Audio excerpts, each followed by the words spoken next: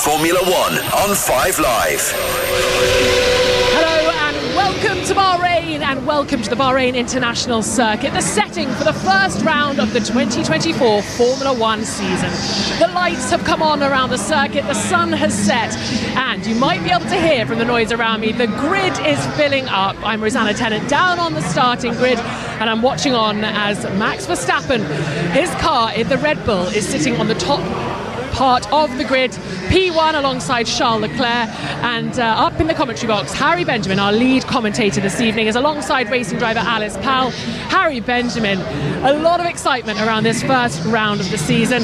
Are you feeling the butterflies, my friend? I certainly am. I'm now stood on my feet overlooking the huge windows from our commentary position that sits just at the very top of the main grandstand, running parallel with the start-finish straight. All the teams still on the grid with their personnel not yet being asked to clear, but everyone just getting those last-minute preparations in as the floodlights that illuminate this Bahrain International Circuit, some 4,000 lights that light this place up over the 20 years it has been on the calendar, all in force as they glint off of the 20 Formula One cars that are displayed on the grid. We're looking at just over our television screens the Williams of Alex Albon, who's just behind the Aston Martin of Lance Stroll. Little further up as well is Lewis Hamilton, who's down in 9th in the Mercedes. He'll have some work to do, Alice, won't he, to try and cut through the field? Yeah, he certainly will. There's plenty of movers that will certainly want to make their way up the field. Lando Norris, Oscar Piastri, I'm sure they'll be slightly disappointed with their starting position today, as well as Lewis Hamilton, who had a pretty good start to, let's say, the practice days. Let me get my days right. On Thursday instead of Friday, because obviously a day earlier, and then just didn't seem to get it together yesterday. Struggling a little bit. Said he went the wrong way with the setup. That was the voice of Alice Powell, racing driver, alongside our lead commentator Harry Benjamin and the BBC's chief F1 writer Andrew Bed. All up in the commentary box, overlooking the starting grid, which is incredibly busy. I'm just by the Red Bull's box where Max Verstappen is going to lead the field away from. Christian Horner talking to the Thai billionaire as Max Verstappen just walks in front of me. Going to say hello to the Thai billionaire and his wife, Shalem Uvidia, co-owner, a majority shareholder of Red Bull, flown in to support the team. He's been talking to team boss Christian Horner as well. I'm going to try and grab a word with Christian, of course, dominating the headlines this weekend and in the lead up to this weekend as well. He's just been brought over to me. I'm going to have a quick chat with Christian here to cheer on his driver, Max Verstappen. Good evening, Christian. Choosing to come onto the grid, was it a difficult decision to come onto the grid this evening? No, not at all. We're here to go racing, and that's my job. So this is what we're focused on, and this is what we're here to do. How difficult have the last few days been, not just for you, but also for your family? Well, obviously it's been very testing for my family. Yeah, you know, we're very strong as a family, and our focus is here to go, you know, to focus on this race, start the season. The team have done an incredible job over the winter. To be starting on the pole position is the best place possible, and let's see what we can do in the race. And a lot of people obviously will know what's been going on. Are you in a position to comment on whether those messages are real or not? Well, look, I can't comment on messages from anonymous sender, so I'm not at liberty to talk about what was a private hearing. So as I say, focus is fully on this race, fully on the season ahead. And you've got a car that can win this evening, and I guess throughout this season as well. Well, look, I think it's going to be very close. I mean, Ferrari looked quick.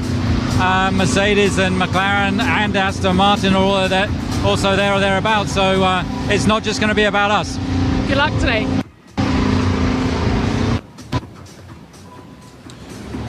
Well, that was Rosanna Tennant speaking to the Red Bull team principal and CEO Christian Horner on the grid after what has been a testing few days, and will continue to be Max Verstappen right by his RB20, the machine designed by Adrian Newey for this, the longest season in Formula One in 2024, having last-minute debriefs with his engineer, Gianpiero Lambiasi. The drivers now gearing up, putting their balaclavas on and getting into the zone. Alice, as a driver, what are your last thoughts and processes as you begin to get into your car ahead of a race?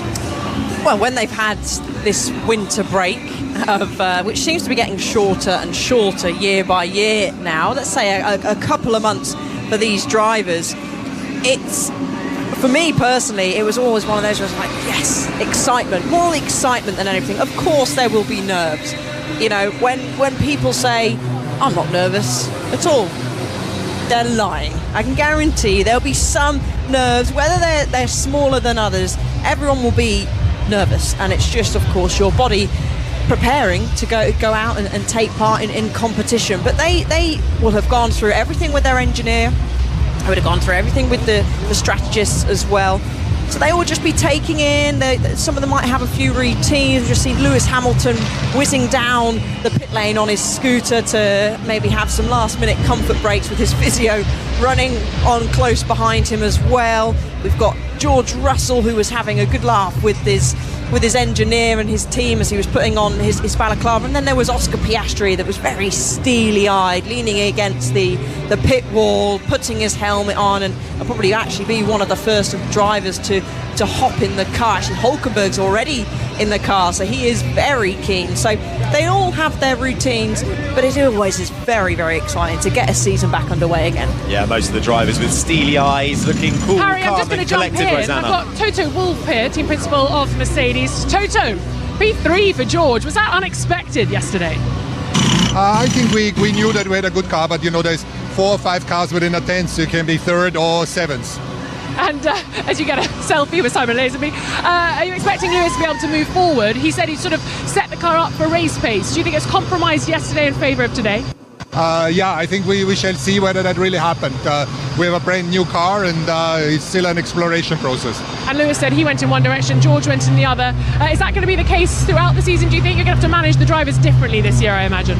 Yeah, I think they are not too far apart from setups. I think, like you say, Lewis is very much on the race setup side, so let's see how it all pans out today. I'm excited. Good luck this evening, Toto. Toto Wolff, team principal of Mercedes.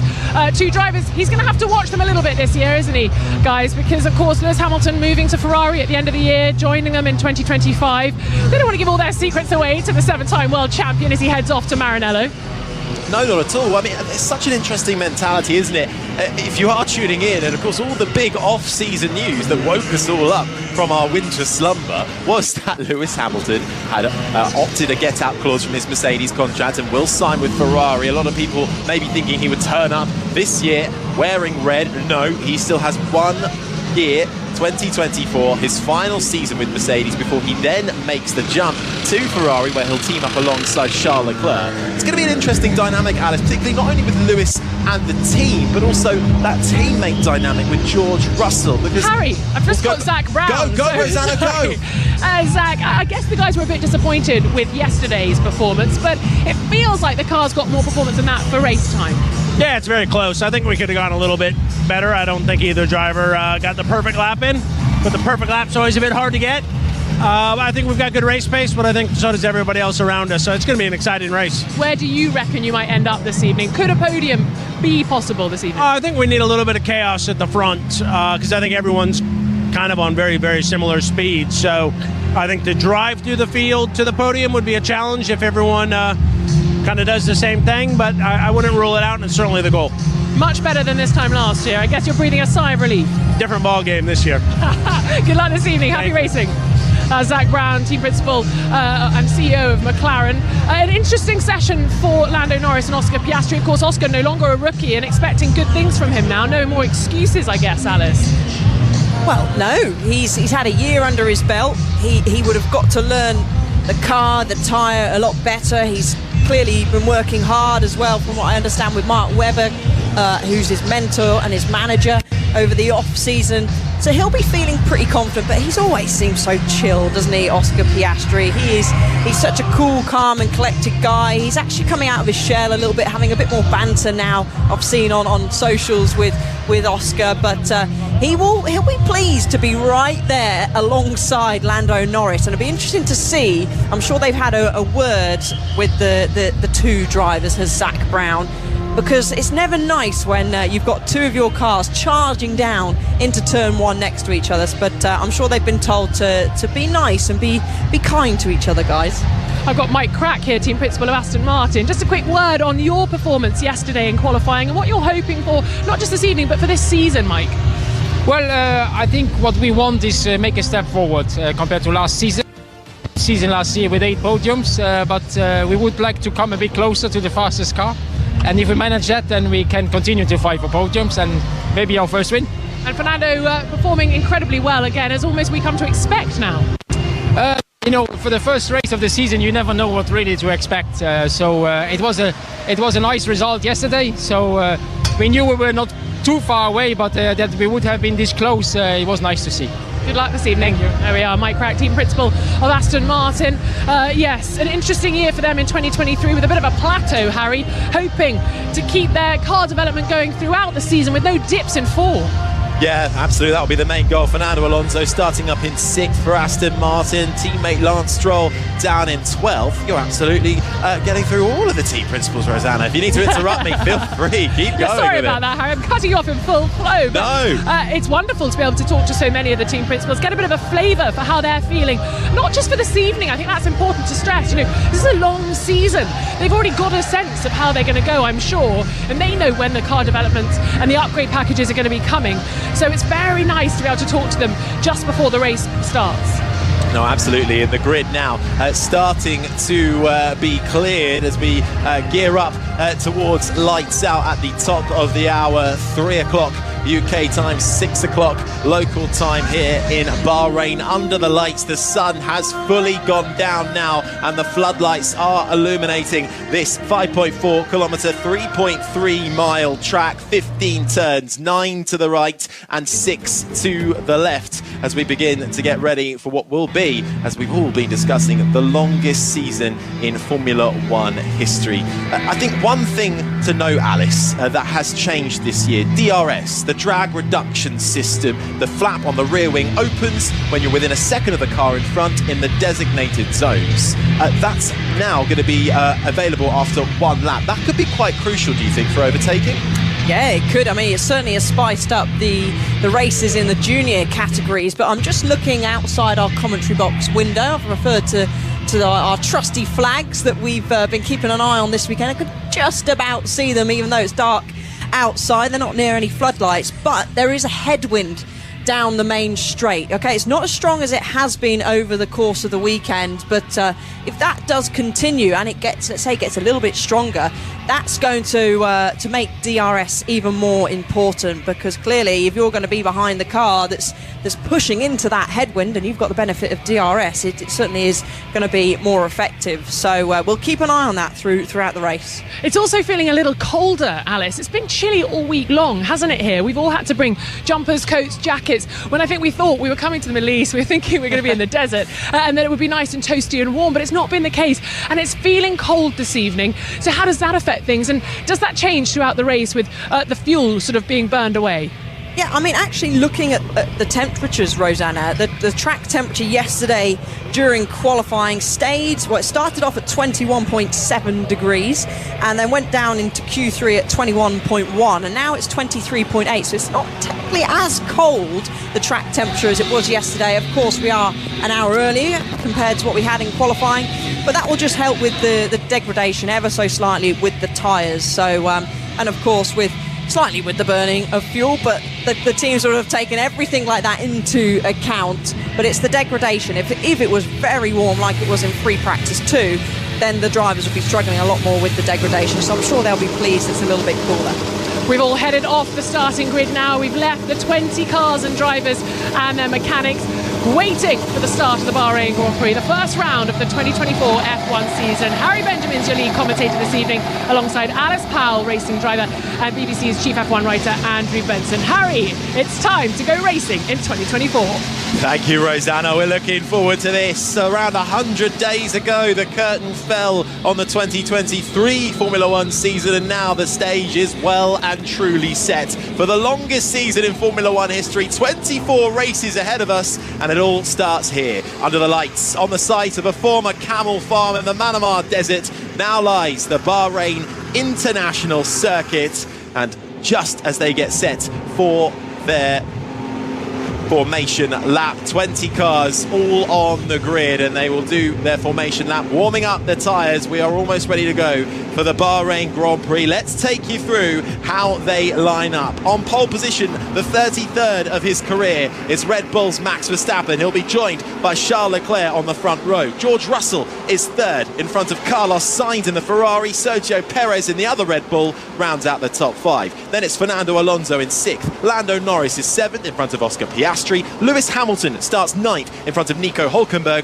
who rounds out the top 10. 11th is Tsunoda in front of Stroll. Albon, Ricciardo, Magnussen make up the top 15. In 16th is Bottas in front of Zhou in 17th, and then it's Sargent in 18th, and on the back row it's the 2 Alpines of Ocon and Gasly. Formation lap underway. The grandstands are absolutely packed. In fact, there is a sea of orange in some of the grandstands. Such is the Dutch contingency here in Bahrain, coming to support their man, Max Verstappen. Alice Power racing driver is alongside me. Alice, tyres are always crucial in Formula One. What can we expect, do you think, from the strategy ahead of the 57 laps of the Bahrain Grand Prix? Well, it's looking to probably be a 2-stop race. Max Verstappen does have a brand new set of soft tyres that he can buy on. Everyone is starting on the soft tyre, so Max clearly thinks, I'm just going to cover myself. I do need to get this launch off the line. The soft tyre is of course the softest one available.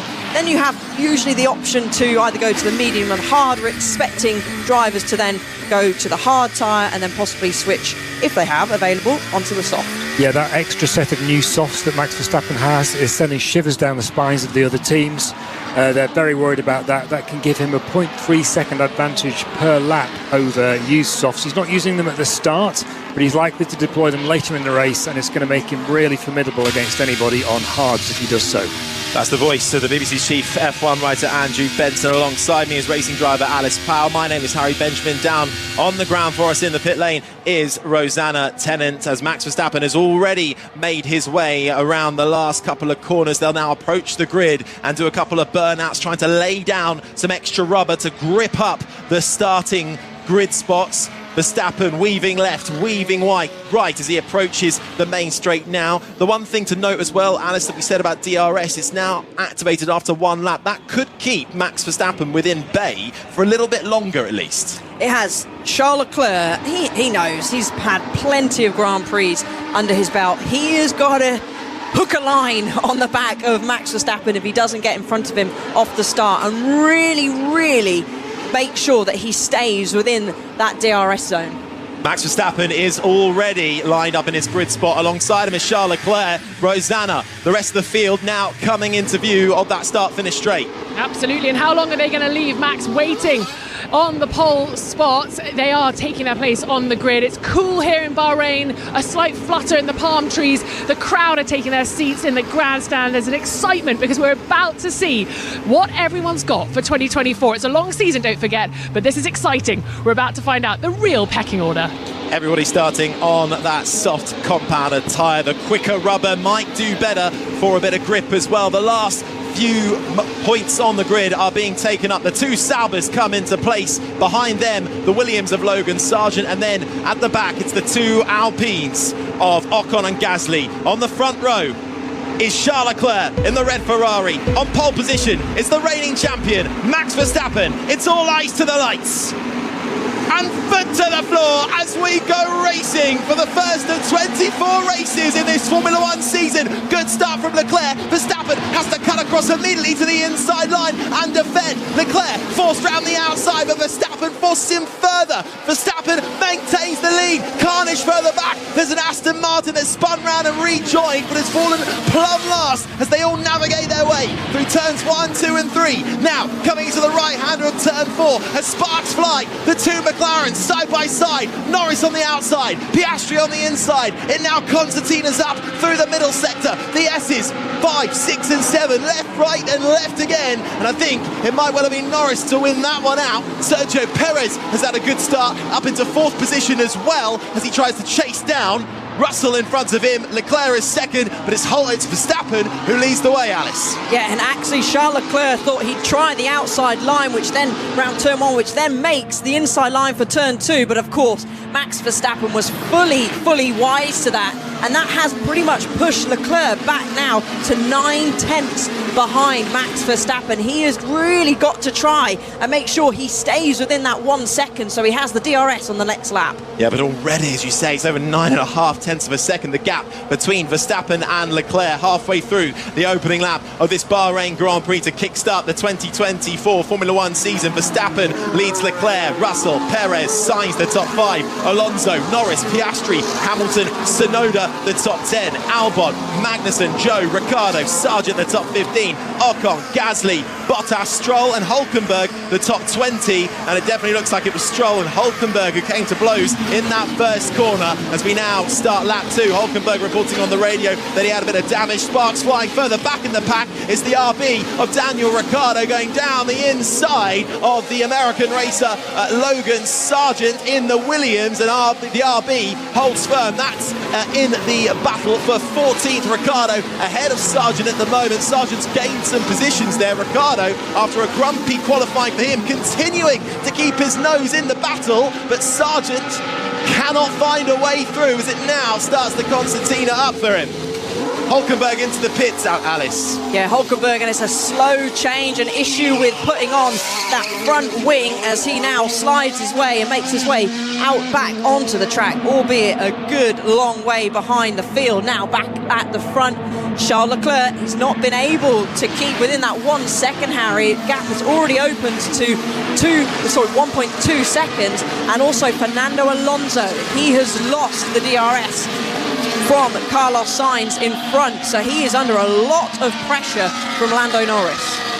Yeah, so already 1.5 seconds that gap between Leclerc and Verstappen. Verstappen doing all he needs to do in those opening laps to make it count. Let's see how the rest of this unfolds, though. One pit stop already in the form of Nico Hülkenberg with damage to his front wing. He's switched on to the hard compound tyre. Real shame for Haas. Hülkenberg with a mega qualifying, started up in the top 10. His teammate, though, really disappointed with his qualifying. Kevin Magnussen was down in 15. He's made a good start and is up into 12. Lewis Hamilton is remained in 9th position. That's where he started and that's where he is at the moment. But a move down into turn 1 as Lando Norris dives down the inside and defending against Fernando Alonso, who's just behind him in 7th. Fernando Alonso with the DRS further up in the field as well. Russell going toe-to-toe with Charles Leclerc for second in this race with DRS aided. Russell gets through on Leclerc through the right-hander at turn 4. Russell holds on to that position. Nice move from the British racer. Russell second, Leclerc third, and Perez now all over the back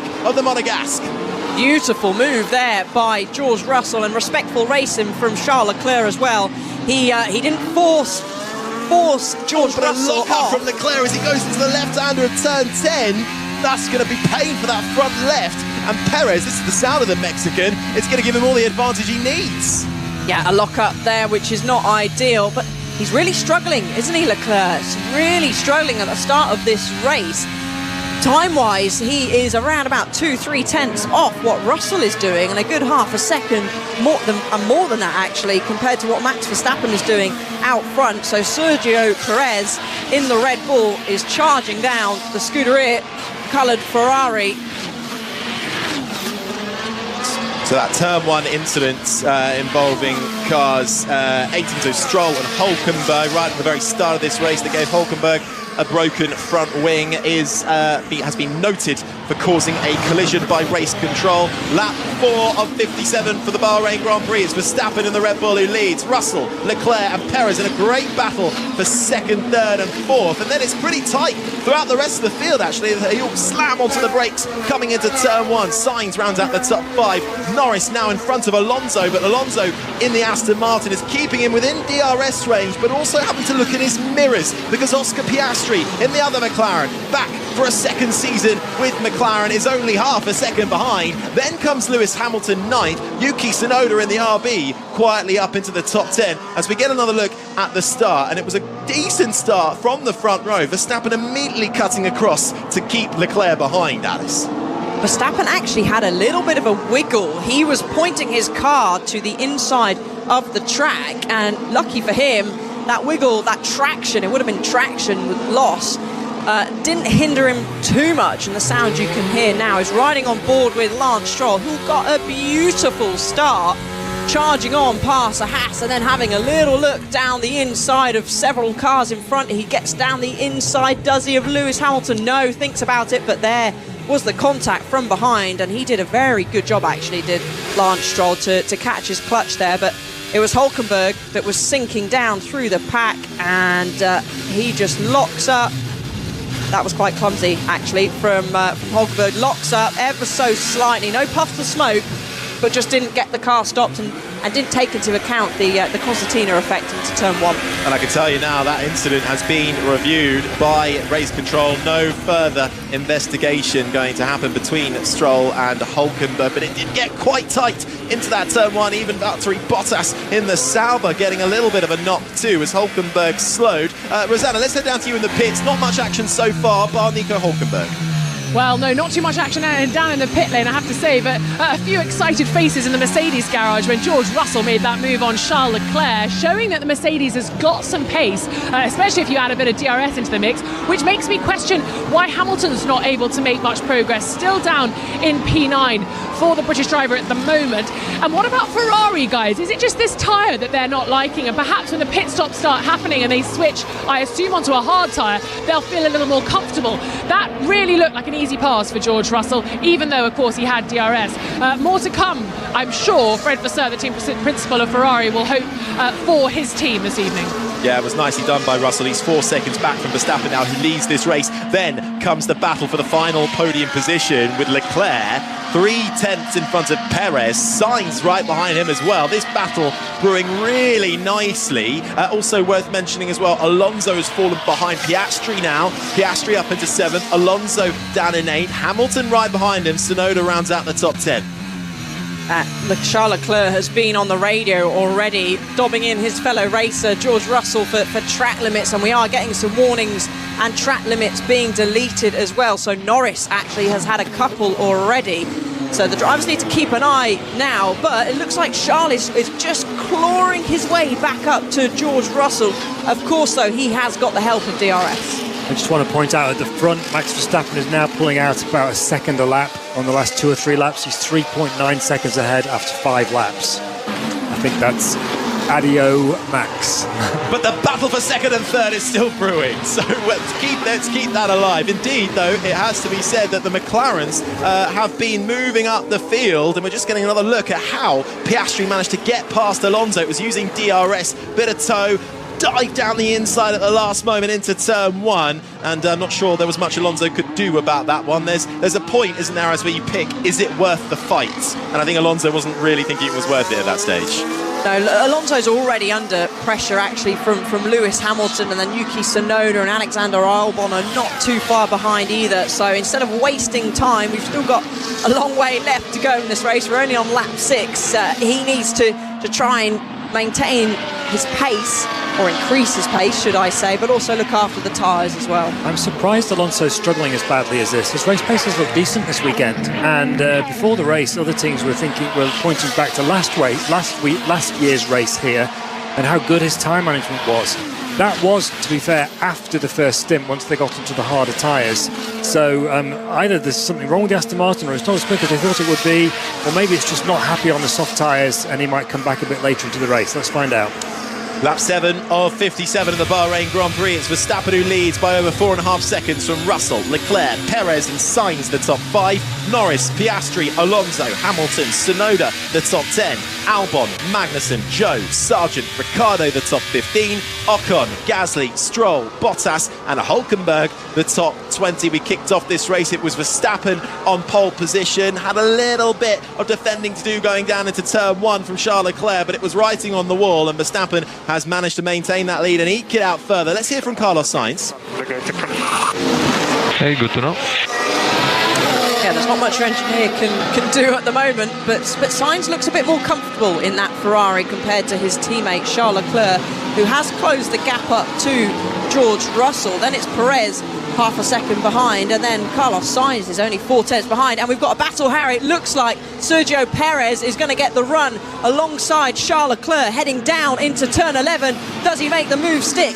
Yes, he does. And he's got the other Ferrari trying to get through as well. We just heard Carlos Sainz on the radio saying he's quicker than the guys in front of him, his teammate Leclerc and Perez, and that will spark perhaps some movement on the Ferrari pit wall as Perez with DRS gets down the inside of Charles Leclerc and up into third spot. Perez now on the podium and going to try and chase down George Russell. This is the sound of Carlos Sainz as he breaks for the final two right-handers that complete this 5.4 kilometre circuit. He's got his teammate Charles Leclerc in front of him, and Carlos Sainz will have DRS, but so will Charles Leclerc from Perez in front. The drag reduction system makes you go perhaps about a 6/10 advantage of the car in front of you, forcing Perez to defend the inside line, but Leclerc's not close enough. Sainz can't get close either. It's status quo for the time being. Perez third, Leclerc fourth, Sainz fifth.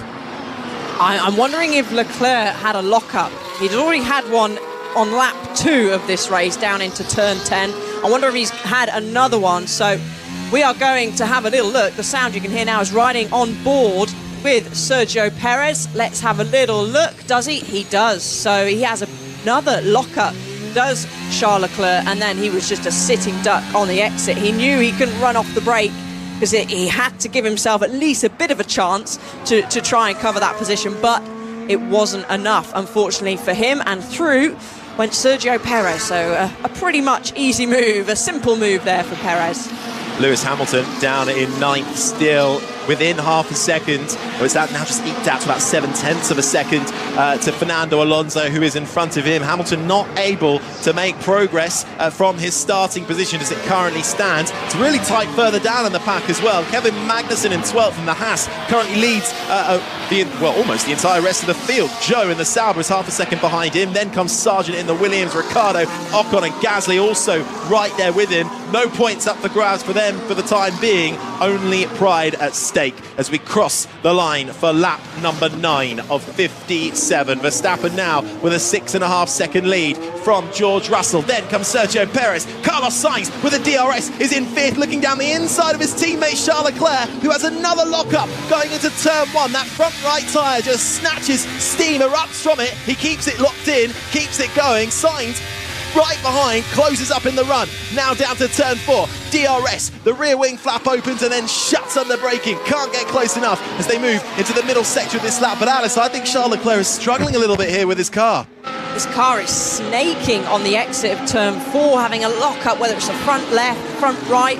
Leclerc's team are now on the radio to him saying, we are going plan A, so whatever plan A is, that's the one they're going with. But I expect, I wouldn't be surprised if we'll hear a radio message very soon from Carlos Sainz saying, I'm faster, guys, stop hindering me. But of course, he's sitting in the dirty air of his teammate, which will cause degradation to his tyres, especially those front tyres. But Charles Leclerc will want to try and stay in front, but certainly looking at it from my point of view, Harry, it does certainly look like Leclerc is struggling with his grip there in the Ferrari, especially compared to the sister car.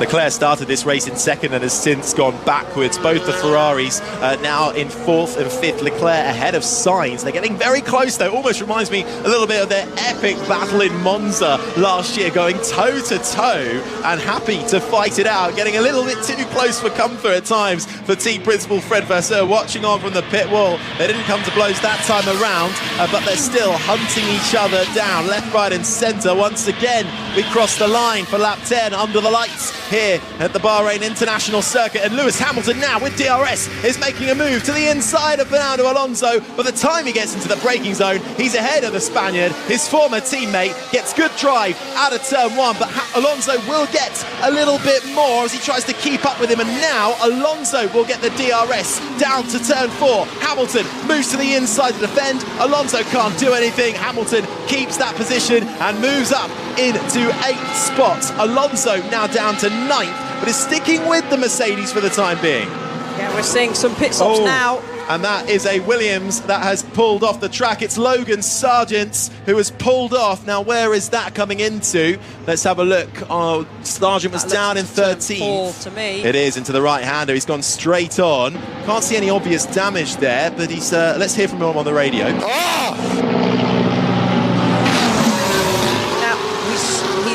James Vowles is on the pit wall looking very puzzled and confused. He's either locked up and gone straight on, but he's rolling backwards there, so we'll keep an eye on it. It is in a dangerous place. Personally, I think it's a dangerous place.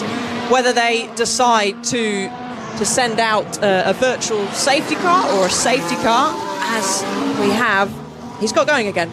Okay, yeah, he's still got moving, going again, isn't he? so maybe he locked up or had an issue somewhere along the line. It was very bizarre, so we'll wait and see what we can find out about that. But the Ferraris are battling, Harry.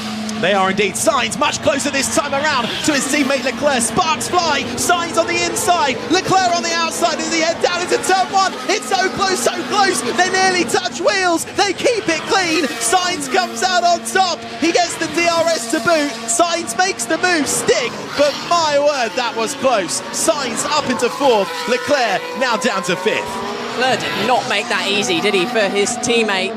And Ferrari were probably perched right on their edge of their seats, watching their two drivers heading down into turn 1 there, and rightly so, because that was so close to contact, but they managed to keep it clean as Sainz has already started to streak away from Leclerc, who really isn't happy. 0.8 of a second, and that really is only 5 or 6 corners later. Meanwhile, Perez has now steamed up to the back of George Russell. Half a second separates the Mercedes and the Red Bull driver at the moment, and of course he's within that precious, that all-important DRS zone. Lap 11 of 57, then it's Verstappen who leads Russell, Perez, Leclerc, Sainz, the top 5. Then it's Norris, Piastri, Hamilton, Alonso, Tsunoda, the top 10. And we're just getting another look, and that's the sound you can hear of Sainz making that move down the inside. Leclerc pushing him all the way to the apex, not giving that one over too easy for his teammate, who will depart the Ferrari team at the end of the year. And we're also getting another look at why Logan Sargent ended up off the track on the runoff in turn 4. Looked like he just locked up that right front and came to a stop, Alice. Yeah, I mean, I can't work out why he did that, but we've got our first pit stops, Harry. Yeah, pit stops happening. Let's head to Rosanna Tennant. Absolutely, Ferrari just making a pit stop there as Charles Leclerc comes in to get rid of those tyres. He's obviously been struggling with them. He's now at pit exit. He's following out behind the Mercedes of George Russell, who rejoins just ahead of the Sauber. Nice and clean stop there. Charles Leclerc hopefully happy now on the hard tyre, the white tyre. Will that help the Ferrari driver propel through the field?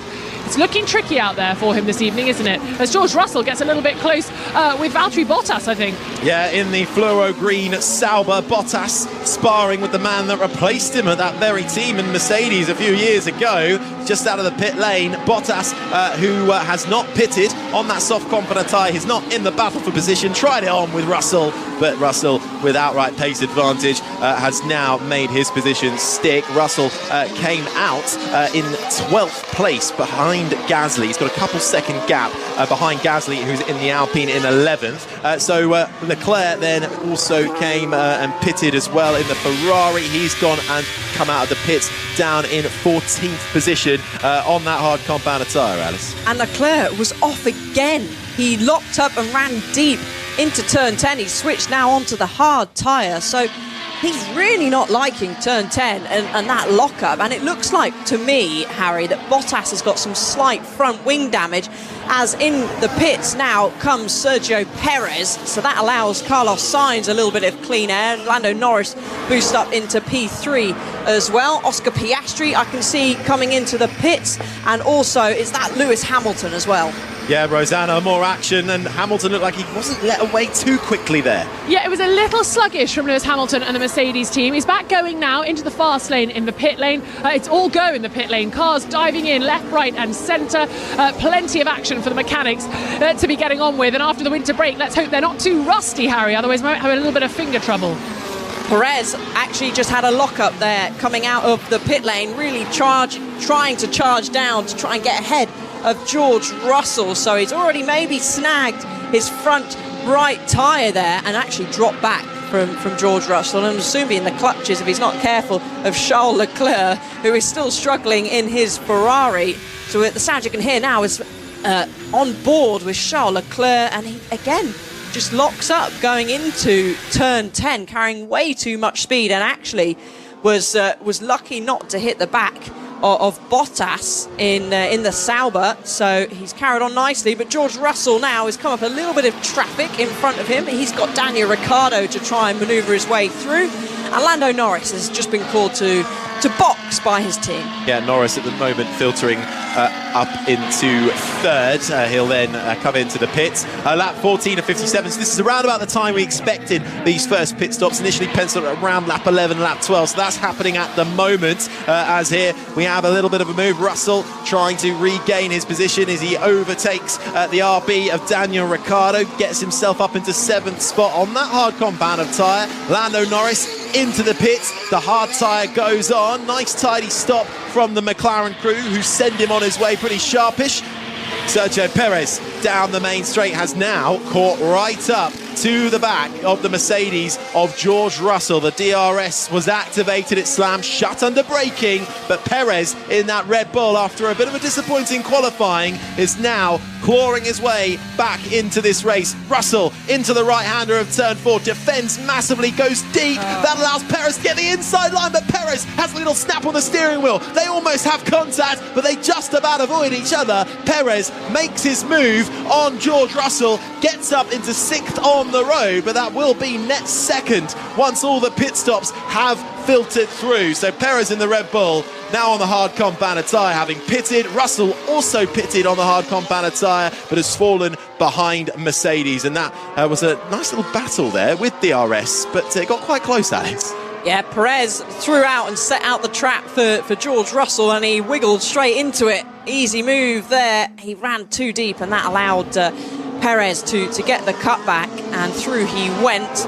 And Carlos Sainz now, he's gonna box from second place, 12.2 seconds behind from Max Verstappen. Yep, Sainz coming into the pits. Rosanna. Carlos slams on the brakes, a little bit of smoke puffing up as he comes into the pit box at Ferrari. The mechanics are waiting, the softs are off, the hards are on, and it's a nice, quick and clean stop for Ferrari. A pat on the back from one of their gunners to another teammate, and Sainz is back on the road. Seemingly much more comfortable than his teammate this evening. Yep, Tsunoda also coming into the pits for RB, and that now allows Alonso and Albon, who are now filtering up into the top 3 positions. The Ferraris come out of the pit lane oh so close. Leclerc in front of Sainz there. Sainz having overtaken Leclerc. Let's hear from him. I just cannot get out of blocking everywhere. I cannot get out of front locking everywhere, is what Charles Leclerc is reporting back on the radio. Leclerc, who got overtaken by Carlos Sainz before pitting, Ferrari giving Leclerc the early pit stop, has now been able to re-emerge in front of his teammate Carlos Sainz. That is one thing in itself, but is it a case of, well, Leclerc was really struggling on these tyres anyway, it might be a slam dunk for Sainz to retake that move in just a few laps' time? Well, he's not just been struggling on these tyres, he's been locking up on the soft tyre as well, so it doesn't matter what compound he's on at the moment. The main tool he's got to his use to try and help reduce that front locking is, of course, the brake bias. Usually you'll wind it forward to have more bite on the front brakes, and then if you've got front locking, you'll wind it slightly back further rearwards. I'm sure, of course, he would have tried that, and the team would have said how much or how far he needs to go with that. Clearly struggling still, though, with all of those, as Alonso is being called into box as well. But yeah, I can't see it being too far or too soon until Carlos Sainz makes his move past his teammates. Alonso into the pits, as is Alex Albon. I think they're our last 2 stoppers before Verstappen. Rosanna.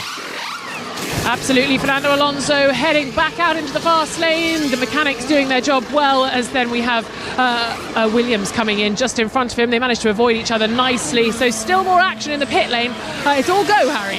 Yeah, everyone has now pitted with the exception of Max Verstappen, who now leads this race by over 30 seconds, 31.3 to be precise. It's Sergio Perez who has the fastest lap time so far. Everybody moving onto the hard compound tyre. Verstappen still out there on the soft compound tyre and seemingly going well for the time being. His last lap around was a 1:37.0, so he's a little bit slower than the others, but that will, well, those on the freshest softs, on the freshest hards, I should say, but that will be Verstappen, I'm sure, in management mode. He doesn't have any threat of any kind at the current moment in time. Lap 16 then of 57, and the two Ferraris are at it again. Sainz now back behind Leclerc, but Sainz seems the faster of the two Ferraris, tries a move down the inside going into turn 11. Tricky to make that work. He doesn't. Leclerc retakes that racing line. Leclerc bullish here with his teammate, despite the Monegasque struggling with his tyres quite publicly, is not willing to move over and let Sainz through as easy as he could with his teammate. This is the sound of Carlos Sainz up through the gears before he then slams onto the brakes into the right-hander, the double right-handers that see off one lap of the Bahrain International Circuit. He'll now get the aid of the drag reduction system, which gives you about 0.6 of a second pace advantage on the car in front, but Leclerc will also get DRS from the car in front of him. It's a late dive to the inside for Sainz on his teammate. Will he make it stick? He does. Leclerc doesn't fight that one as hard. I wonder if he was taken a bit surprised there. It was late in the day from Sainz, who will now get DRS again in the run to turn 4, the right-hander. So will Leclerc, but Sainz has the advantage, holds the position. Sainz 4th, Leclerc 5th. Nice move by Carlos Sainz, who's even making adjustments on his steering wheel whilst going flat out over 150 mile an hour through turn 12. So impressive stuff, and clearly feeling quite calm and comfortable, but he's already drawn in, and he's already raking in, actually, George Russell. So I can't see, Harry, it'll be long before we're going to see another move by that man Carlos Sainz, who's going to sail past his teammate. We're just seeing the replay, a little lock up again from Charles Leclerc as well. Yeah, they'll be, I'm already imagining the debrief on that one in Ferrari post-race for Leclerc's tyre woes. Right, Verstappen then into the pits. He's got a 30-second advantage. The Red Bull mechanics get to work. All 4 tyres changed. A little bit of a sluggish getaway, actually, from Red Bull. It's about a 2.9 second stop. Around about 22.5 seconds is the pit time loss. So he should come out well and truly in front of his own teammate Perez. Let's hear Leclerc. Going to the right when I'm braking. Okay, we are checking. Like this, I cannot fight. It's dangerous. So Leclerc saying there that when he's braking, his car is moving fully to the right. He cannot carry on like this. Meanwhile, his teammate, who just re-overtook him, is now fighting with George Russell. Tries to move down into turn 1. Can't make it work, but Russell's Mercedes looking a little bit unstable in the rear. This is the sound of Sainz following in the tow of Russell. Sparks fly right in the face of Carlos Sainz. He sweeps round the outside into the right-hander of turn 4. Sainz, a man on a mission here, up into 3rd spot now in front of Russell. Leclerc 5th. Leclerc is struggling. Could be corner weights, potentially. Maybe he's whacked a curb at some point as well. But I just want to go back to Verstappen's pit stop that I noticed, Harry. We got the opportunity to see from an overhead camera.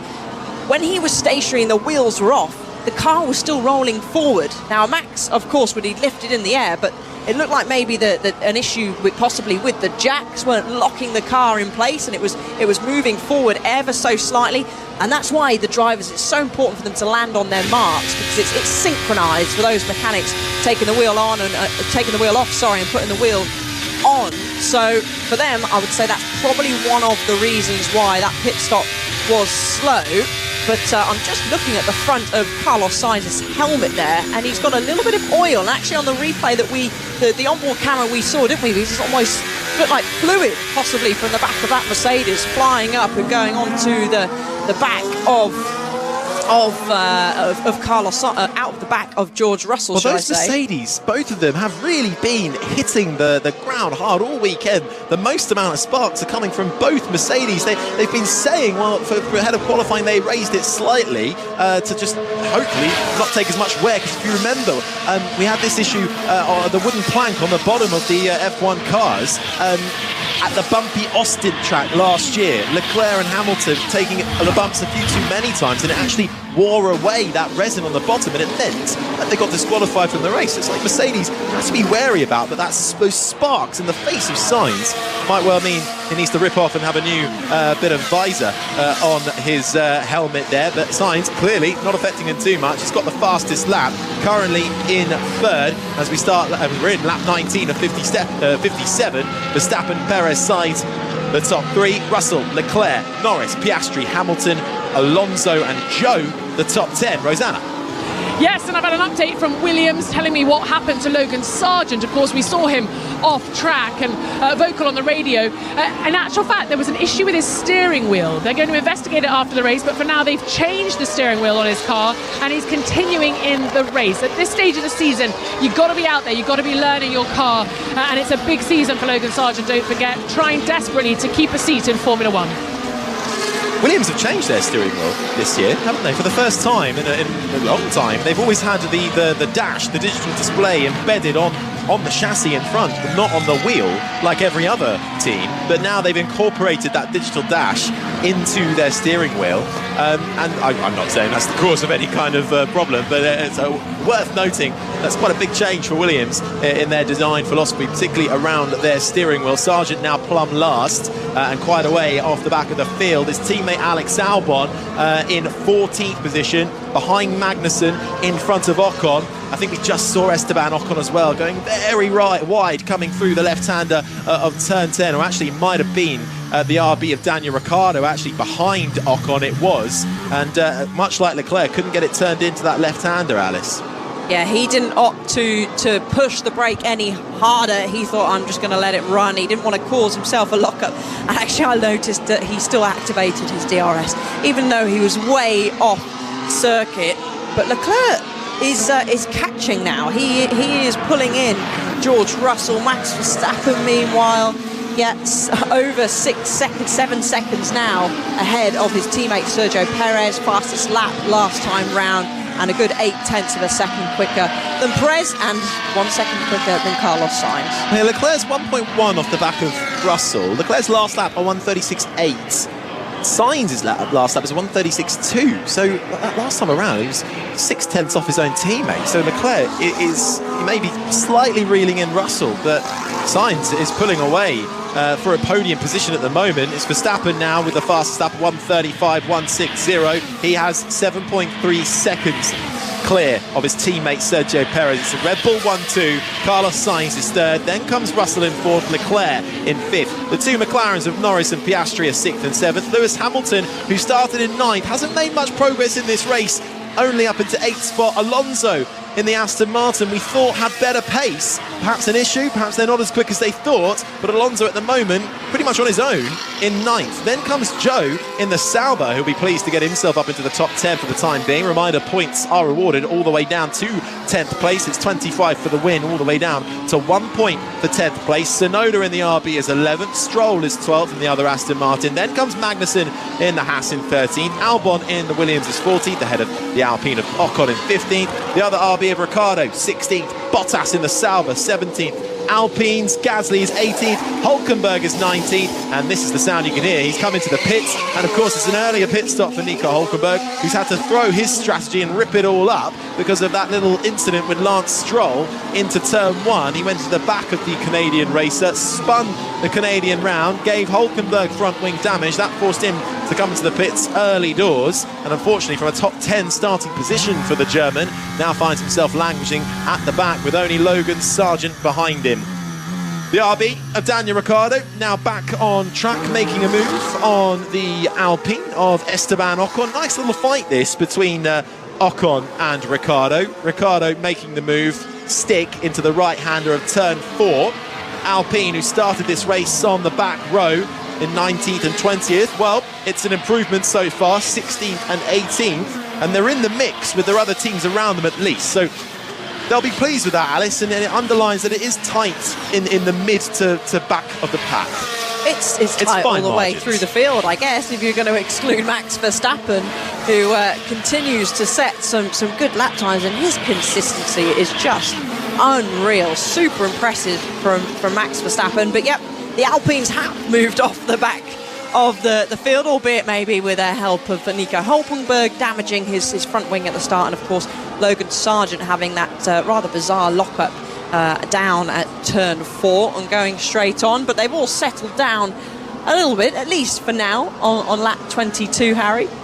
Yeah, lap 22, Verstappen leads Perez, and there's a bit of action behind the Red Bull garage. Rosanna. Yeah, Paul Monahan, the performance engineer at Red Bull, has just run out of the back of the Red Bull garage, run around the corner to meet a Pirelli engineer, and has been busy looking at an iPad, which I'm sure contains a lot of data about how the tyres are performing. Of course, we've just had the first stint, so Pirelli will have a lot of data as to how the tyres are behaving. Paul's had a good look. He's now run back into the garage. So, interesting. You kind of think Red Bull are all serene and everything's going well, but you start to understand there's so much going on behind the scenes. Yeah, and you can never rest on your laurels. Here's Perez. Super quiet, man. Speak louder. Shout. You need to shout. That's Sergio Perez saying to his engineer, Hugh Bird, I can't hear you. You need to shout at me over the radio. So Perez with some radio problems, and in fact we've been barely able to hear them all weekend either, have we? So maybe it's us and the teams having this issue, and Hugh Bird on the pit wall having a little change of battery perhaps in his team radio, Alice? Yeah, they're having a little fumble there with the radios, whether to turn up the volume, probably a change of battery, Harry, but it is frustrating as a driver when your engineer's speaking quiet, or you've got a technical issue like that, and you're trying to concentrate, but also trying to hear and concentrate even more to what your engineer is saying. But Perez is keeping the gap nicely, I would say, to Carlos Sainz. Last time round, near enough matched each other on time. The gap between the two drivers at the moment stands at 2.3 seconds. Perez is near enough 10 seconds behind Max Verstappen, who's having a rather quiet race, I think is one way to put it, out in front of the field. Well, if the biggest problem Red Bull have right now is the volume on the team radio button, then I think they'll be all right. Verstappen with almost 10-second advantage over his teammate Sergio Perez. Then comes Sainz in the Ferrari third. That's your top three as it currently stands. Russell, Leclerc, the top 5. Norris, Piastri, Hamilton, Alonso, Zhou, the top 10. And they are your current point scorers. Tsunoda, Stroll, Magnussen, Albon, Ricciardo, the top 15. Ocon, Bottas, Gasly, Hulkenberg and Sargent, the 20 drivers, all still in this race. We had a little bit of action, a little bit of contact early doors between Stroll and Hulkenberg, but outside of that, we've had a few too close for comfort overtakes in the form of the Ferrari teammates, but outside of that, it's all been kept fairly clean, and there's not too many track limit violations now. There were at the start of this race, but I suppose as it's evened out slightly and spread out, they're not pushing as much the limits of this Bahrain International Circuit. Taking their time with managing, well, I say taking their time, they're not going to be taking their time, they're still pushing, but making sure they look after these tyres. Now, options that are really available. You could decide to have a 3-stopper if you wish, depending on how your hard tyre is feeling. You could put on another set of hard tyres, or if you're Max Verstappen, who's got a brand new set of soft tyres available, he could put on a soft tyre. So I expect around about anywhere between sort of lap 37 to 45, we may see some drivers dive into the pits, of course, all depending on when they did box for their first tyre change and how the car is handling and how the tyre is degrading beneath them, as we continue to have a little look at this battle raging between a Williams and a Haas, Harry. Yeah, closest battle out on track that we've got at the moment. It's over 13th and 14th. Kevin Magnussen, the Danish driver in the Haas, occupies 13th. Alex Albon in the Williams. The Thai driver is just behind him in 14th. Even with DRS effect, though, that Williams can't quite catch up to the Haas in the straight line, which is an interesting change of characteristic for Williams. So good they have been historically in a straight line. Right now, Albon not able to close in on Magnussen for the time being, but it is still the closest gap on the track we have at the moment. 0.7 of a second roughly between Magnussen and Albon. Let's head back down to Rosanna. News on Mercedes. Yeah, not all plain sailing for the Silver Arrows this evening, Harry. We are approaching the halfway mark, aren't we? And it's all seemingly pretty good reliability-wise for the 20 drivers out there. No safety cars, no virtual safety cars. And so the Mercedes drivers have been told to lift and coast. So is that because we haven't had any stoppages or slowing down the field yet? Or is it because they're going to run out of fuel? Or perhaps they've even got cooling issues? It's weird because it's actually quite chilly out here. So I'm not really sure what that's down to. I'm going to keep on listening in. Oh, more problems. I think you said it perfectly there, Roxana. More problems. A seat broken for Lewis Hamilton. That's not ideal, is it? No, it is not. Hamilton currently down in 8th spot at the moment in front of Alonso. Alonso's about 9.5 seconds behind for the time being. So let's keep an eye on how Mercedes treat these ongoing conditions. Hamilton 8th, Russell 4th at the moment. Battles out on track at the moment, though, still remain between Magnussen and Albon over 13th and 14th. But now Joe and Tsunoda a little further up are battling between 10th and 11th. Tsunoda trying to get himself back into the points. This is the sound of Alex Albon, though, and you've just spotted something on the steering wheel, Alice. Yeah, so we're getting the perfect view from the camera that's inside his helmet, and a big red banner flashing across the front of his steering wheel, on the dash, should I say. Car too hot. He's backed out, and actually he's pulling out of the dirty air from the Haas of Kevin Magnussen in front, just to allow some fresh, clean air into the air intake, into the side pods of his car as the Williams team look on. Let's have a look now as he heads down the main straight, deciding not to pull out this time. He's staying in the tow, having a look down the inside of Kevin Magnussen. No, not quite close enough.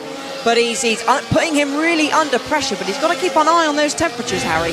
This is fascinating, though, because Williams, that's been their advantage over everybody else in the last few years, that straight line speed. And normally, if he had that advantage still, he wouldn't be in front of Magnussen anymore. He would have breezed past him and wouldn't be affected by the heat coming off the back of that Haas, especially as they go through the mid-corners. So we'll see how long Albon can realistically stay behind Magnussen. He's about half a second behind him at the moment, but there may well come a point where that car does overheat and he has to back off the pace and get out of the immediate turbulent air behind that Haas.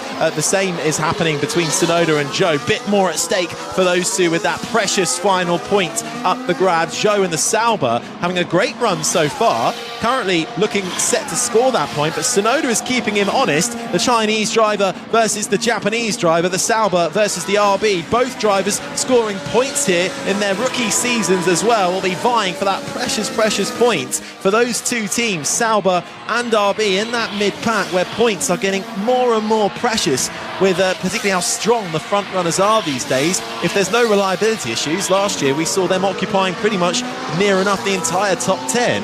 And so for these kind of teams, they're fighting for scraps. They're fighting for 9th and 10th. They're fighting for 2 points. They're fighting for 1 point. But that is so crucial in the long run. It certainly is, especially when it comes down to the Constructors' Championship at the end of the year.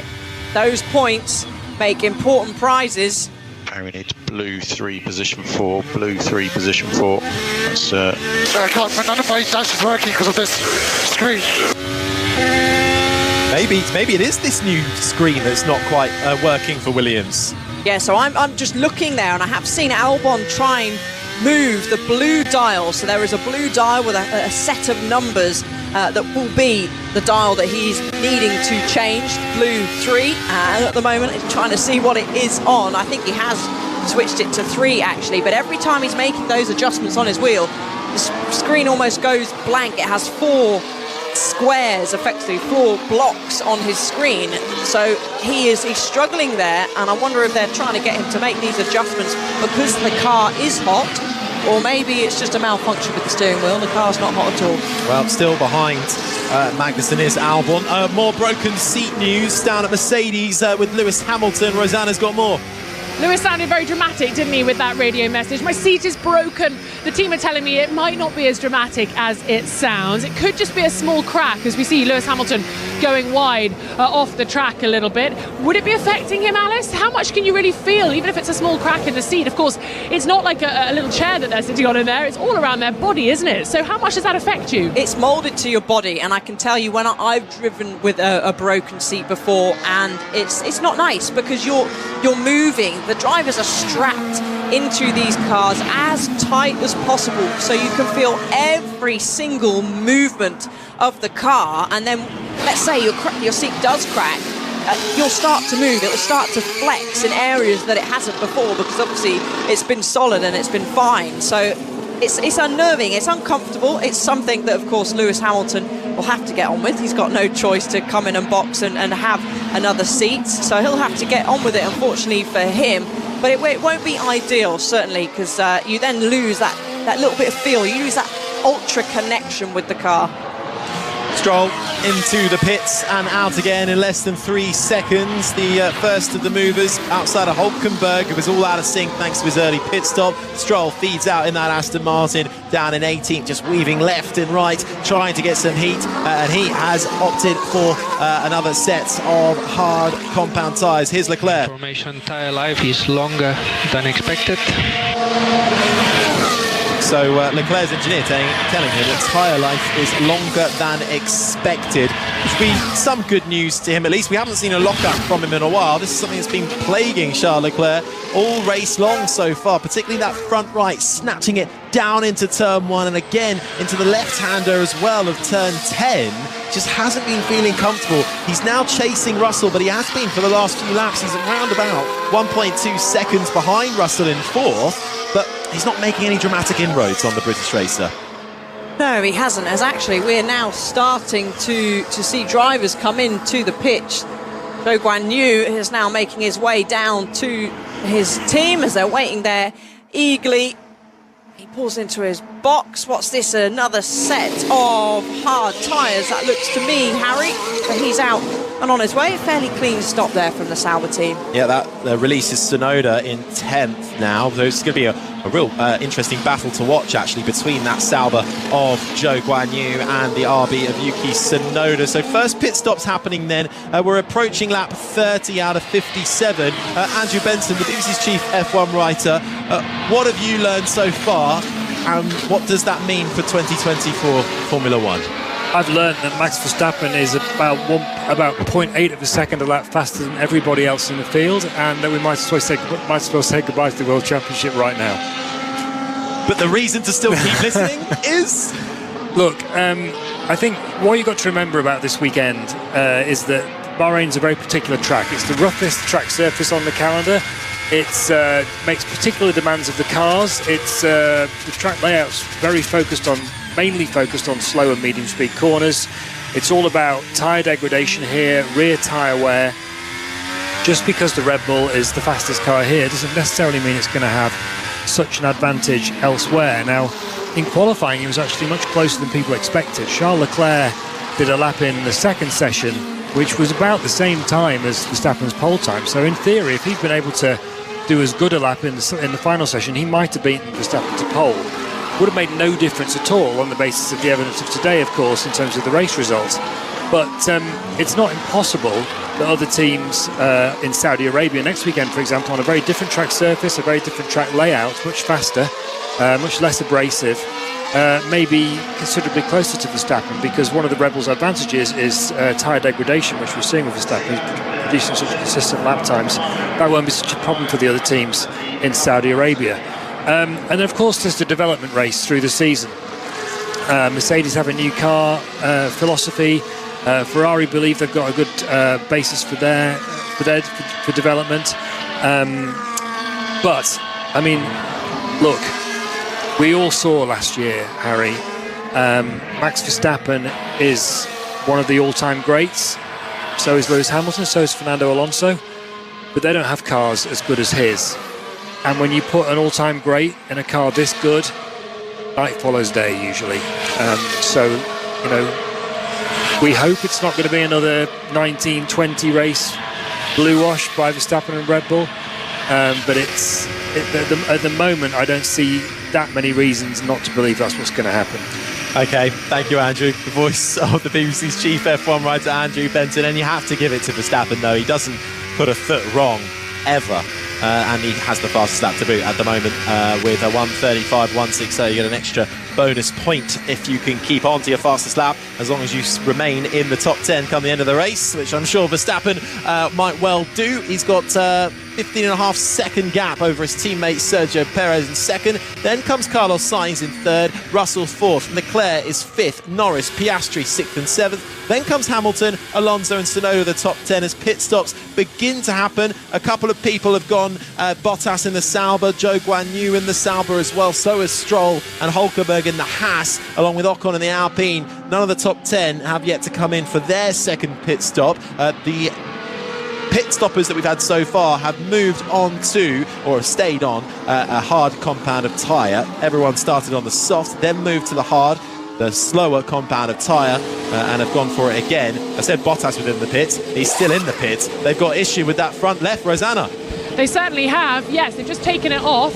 Mechanics running round to the back of the car, another mechanic's running round to the front. All a little bit confusing, no tyre to be seen.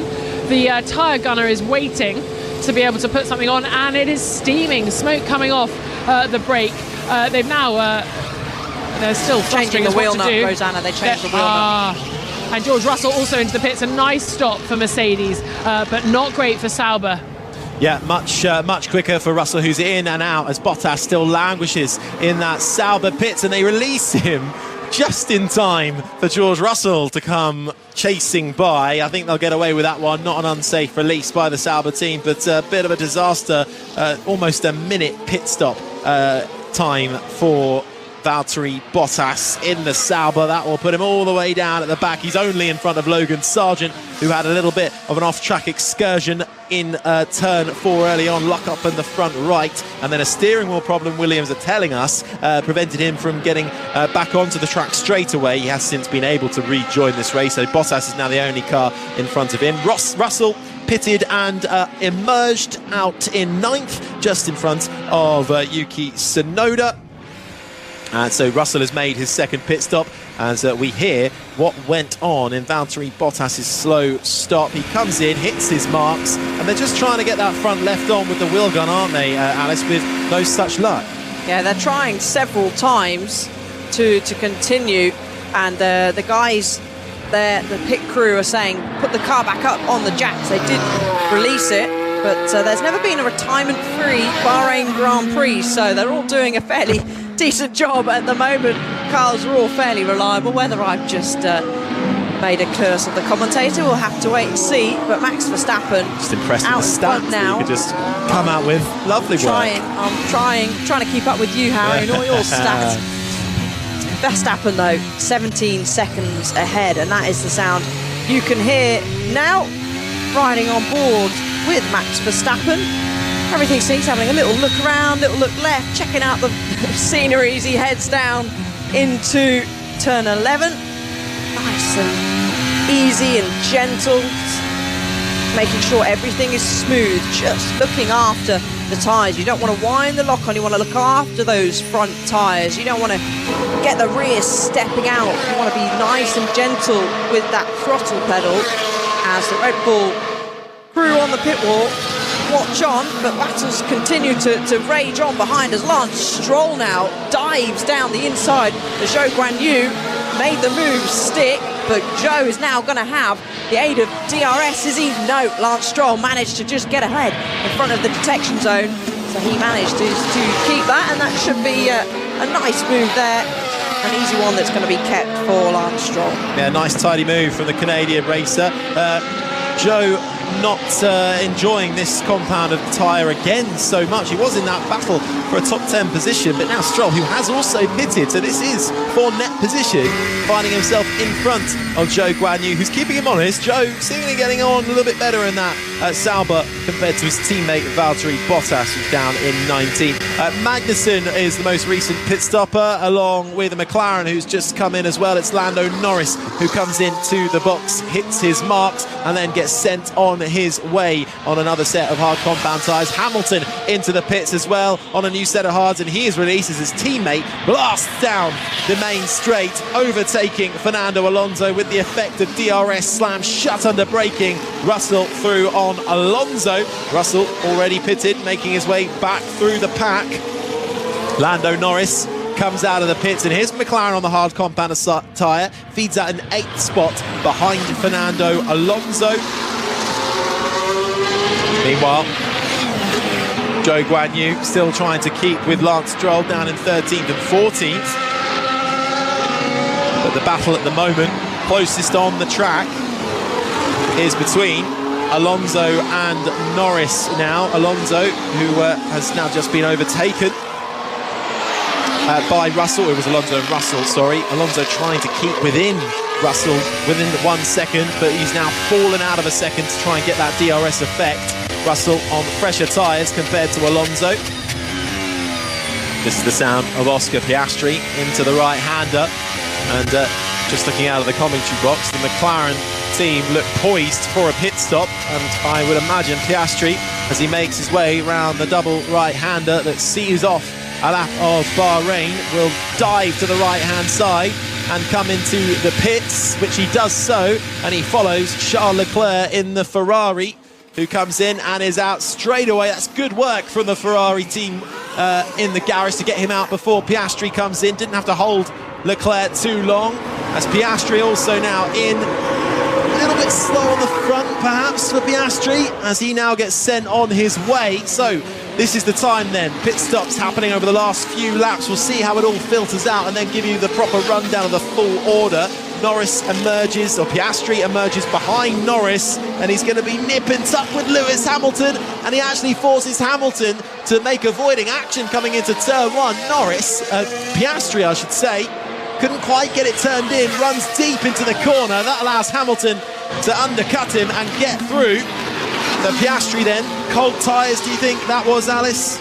Slightly. It looked like to me that he had rolled off the brake to try and cover Lewis Hamilton, and by doing so rolled off a bit too much and overshot the corner, and then just got on that AstroTurf on the outside of turn one there and lit up the rear tyres. That AstroTurf, trust me, does not have grip on the outside there, and Lewis Hamilton went, thank you very much, down the inside and his way through as Carlos Sainz now comes into the pits.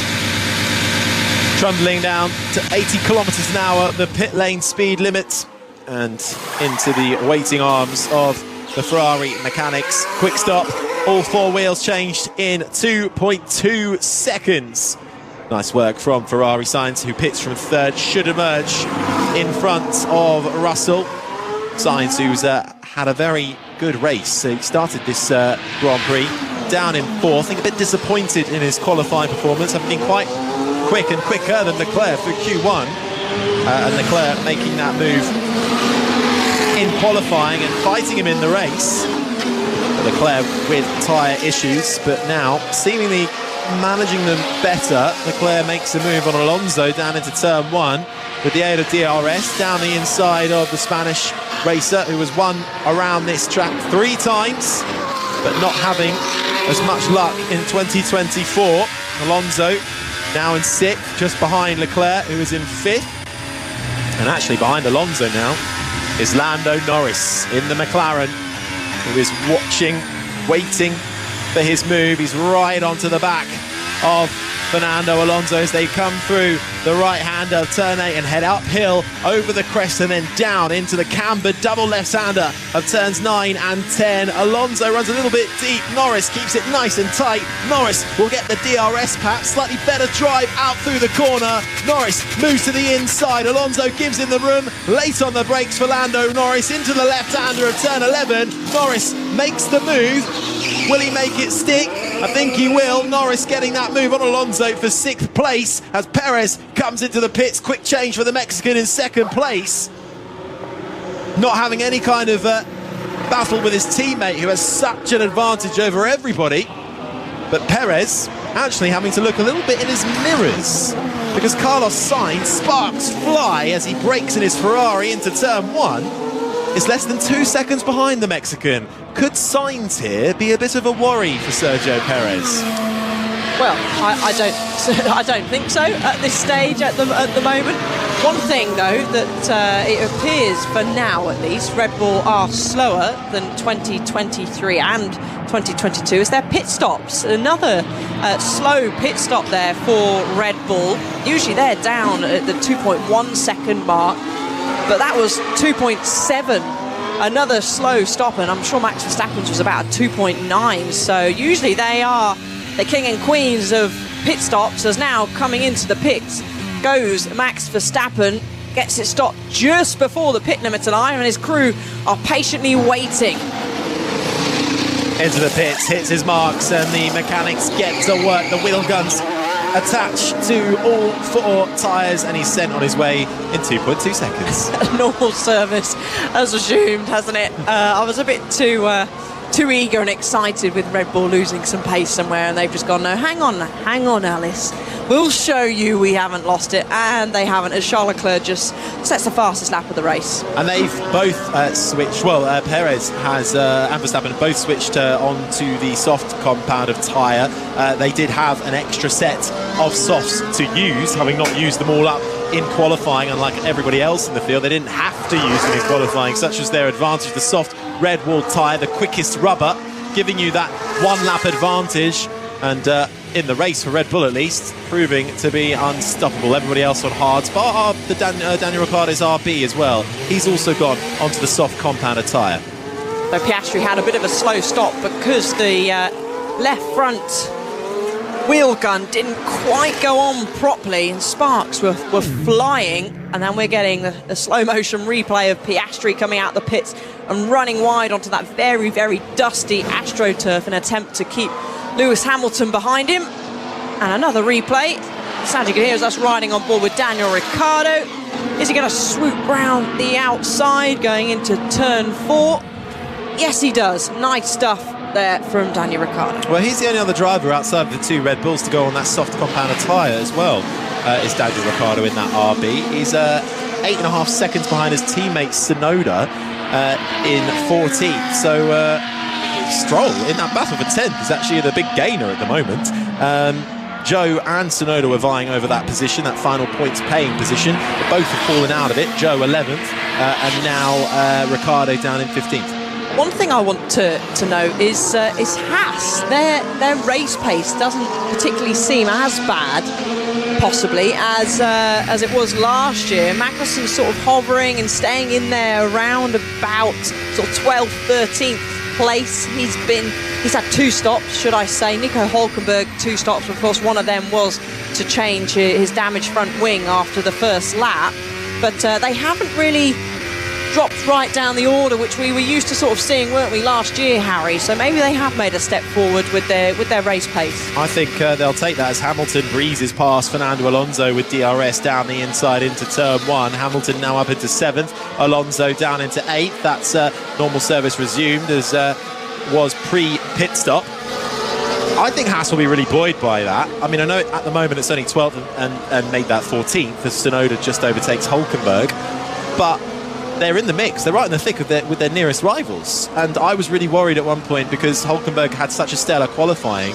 It just looked like history from last year repeating itself again. Hülkenberg was able to deliver phenomenal 1-lap pace, but they would just, fall through the grid like a stone. This time, though, even with his early dramas, having for an early pit stop, he's still right there in the thick of it. So I think Haas will take a lot of hope from this race so far. It's Verstappen who leads, and currently looks like he's about to come across the line with a blistering lap, the fastest lap time, 1:32.608. And he said on the radio, do let me know the fastest lap if someone goes through. So even when he's clearly faster than everyone, he still wants the fastest lap, Andrew. So just some perspective on that fastest lap. It's 1.5 seconds faster than the next fastest lap, which is set by Charles Leclerc. Now, of course, that's set on soft tyres, and Leclerc's will have been set on hard tyres, but he's on soft tyres because the car's so superior and it's so good on tyre wear. That's the scale of the task that Red Bull's rivals have to face. At the end of last year, Toto Wolff described catching up with him as having a mountain to climb. Mount Everest was actually the mountain he chose. Now, Mount Everest, as people may know, might be the highest mountain in the world, but it's not the most challenging. But nevertheless, in terms of scale, I think we're looking at the same sort of thing. Maybe Mount Everest ×2. Have you done Everest? Challenging, is it, or not easy? I think if you know about mountaineering, you'll know that K2, for example, is more formidable. But I'm not underestimating how difficult climbing Mount Everest is, Harry. Just give it a go in the summer, why not? Well, you don't want to go in the summer. It's avalanche season. Okay, maybe not then. That shows how much I know about climbing and mountaineering. Lap 40 and we're on the mountaineering chat already. A couple of movers and shakers in the last few moments. It was Alonso losing. Alonso was in the battle with Lewis Hamilton. Hamilton went past him on the straight. Equally as well, we just saw the RB of Tsunoda getting through on Nico Hülkenberg. That was over 13th and 14th. Ricciardo ahead of Albon in 15th and 16th. This is the full rundown of the order, though. Verstappen, and you say how mighty he was, Andrew, he also has a 16-second advantage over his teammate in the same car. Perez in second. That's Lewis Hamilton on the radio saying these guys are fast, mate. I think referring to the cars that are around him at the moment. He's battling with the McLarens. He's in a bit of a McLaren sandwich. Norris ahead, Piastri behind. Verstappen, Perez, Sainz, Russell, Leclerc the top 5. Norris, Hamilton, Piastri, Alonso, Stroll the top 10. Zhou, Magnussen, Tsunoda, Hülkenberg, Ricciardo the top 15.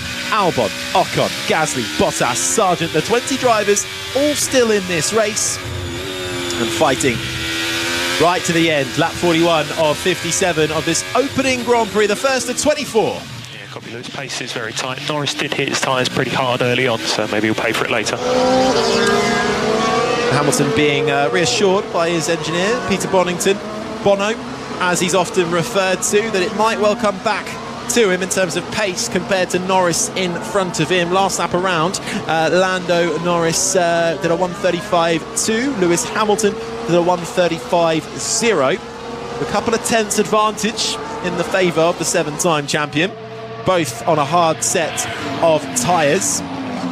And a battle that is actually setting up quite nicely, I think, Alice, is the one for fourth. George Russell under pressure from Charles Leclerc, who is now closing and getting oh so close to within DRS. You've got to be within a second when you cross the detection point. I don't think he was this time around, but he'll get a good bit of tow as they head down the main straight in this battle for fourth. Russell ahead of Leclerc for the time being, but Leclerc, now having started this race looking very unsettled, now seems to have come into it a bit more dialed in perhaps into that Ferrari. I would say so. We've not seen too many more lockups really from him since he was on the radio saying it was dangerous. Fernando Alonso now into the pits. But also want to keep an eye on Lando Norris. He is slowly creeping his way onto the back of this battle between Charles Leclerc and George Russell. As a fairly decent and clean stop from Fernando Alonso. He's back out on his merry way, dropping outside of the top 10 though, but he will of course have fresher tyres than those around him. Tears off a strip on his visor for good measure as Alonso rejoins this race in 11th. A couple of seconds behind Zhou Guanyu, who gets promoted up into the top 10 in that striking fluoro green Sauber. Alonso behind, ahead of Magnussen. Hülkenberg comes into the pits for Haas. And what has been a bit of a race to get back into the fight after a front wing change at the end of lap 1 with an incident with Lance Stroll at the very beginning of this race. That was really the only incident of note going into turn 1. Hülkenberg into the back of the Canadian racer. It spun Stroll around and gave Hülkenberg that front wing damage. And apart from a fairly even start between both Verstappen, who was on pole, and Charles Leclerc alongside him, Verstappen quite aggressively defending that inside line into turn 1. Since then hasn't really looked back, and Leclerc has gone backwards but is now trying to scavenge something in these closing stages. His teammate Sainz is in third and looks pretty comfortable right at the moment. He's remained around 3 seconds behind Sergio Perez. Russell now though is the one looking under threat, and Leclerc is now within that DRS range within 1 second, just under, to try and make use of that drag reduction system. Can only be used at 3 points around this circuit in the run down to turn 1, from turn 3 to turn 4, and from turn 10 to turn 11. The flap on the rear wing opens with the driver pressing a button on their steering wheel and reduces the drag effect on the car. And we think, talking to the team principal of McLaren, Andrea Stella, a little earlier, gives the car behind with that DRS advantage around about 6/10 pace advantage over the one in front. So it's pretty notable if you can make it stick. At the moment, Leclerc is about 6/10, 7/10 behind Russell. Still can't quite get alongside the British racer. And you can hear now is riding on board with Charles Leclerc, going up through the gears as he heads down to the final corner. Still not quite in touch with 1 second behind George Russell. Up through the gearbox, already reaching 7th gear as he goes past pit entry. So a good job there, closing the gap, and he has, sorry, I made a mistake, he has got the DRS now. I was just having a look actually at the DRS opening, saying he has done a good job of closing the gap there. So he is now 7/10 of a second behind. We expect the car to be quicker on the soft. I will come back to you. It's Carlos Sainz on the radio, thinking, well, when is the hard going to become better than the soft? Because of course the two Red Bulls in front of him are on the soft tyre. I think in the case of Verstappen, the answer is going to be never. With Perez, it might be a bit different. That's what Sainz is thinking of. He's thinking, can he challenge Perez for second place here? And I don't think that's unrealistic, but he is running out of time. Carlos Sainz on lap 44 of 57. This is the sound of Fernando Alonso, currently outside of the top 10. Let's hear from Sainz again. Around this lap, the hard should be faster than the soft. So that's Carlos's engineer replying to him about the tyre advantage. So it might well come back to Sainz then in this battle for second in this race. The gap is 3.1 seconds at the moment in Perez's favour. Perez on a soft compounder tyre, but Sainz on the hard, which is now, according to his engineer, the faster compounder tyre. Meanwhile, Alonso has made the move back into the top 10. He's managed to get in front of Zhou Guanyu in the Sauber. Not really too much of a fight given by the Chinese racer, as Alonso now is 5 seconds back on his teammate Lance Stroll. Charles Leclerc, that's the sound you're hearing, renewed his contract with Ferrari in the off-season. Long-term contract signed up with the Scuderia. He'll partner Lewis Hamilton next year. Be a very big year for Charles Leclerc and Lewis Hamilton indeed. And right now, Leclerc is looking at the back of Hamilton's current teammate, George Russell. Closing up under DRS into the braking zone of turn 4. The right-hander takes a much tighter line than George Russell. Russell then much wider in that corner and took more of the runoff that's on the exit there. A bit more of an advantage for Leclerc in that sense. Yeah, George is struggling with his tyres. He's struggling with the car, so he's altering the line ever so slightly to try and help him, but he's going to be under quite some pressure now on the way down to turn 11. Charles Leclerc looking the closest he has been in recent laps as he comes across the DRS activation now. Goes open as he's going to steam up to the back of George Russell, but not quite close enough, heading down into turn 11. So his next opportunity really will be heading down into turn 1, if of course he keeps within the 1 second DRS, which I'm sure he should do. And Leclerc has the advantage of having 3 laps fresher tyres on that Ferrari, so I would say it's looking pretty sticky for George Russell to hang on to this 4th place at the moment.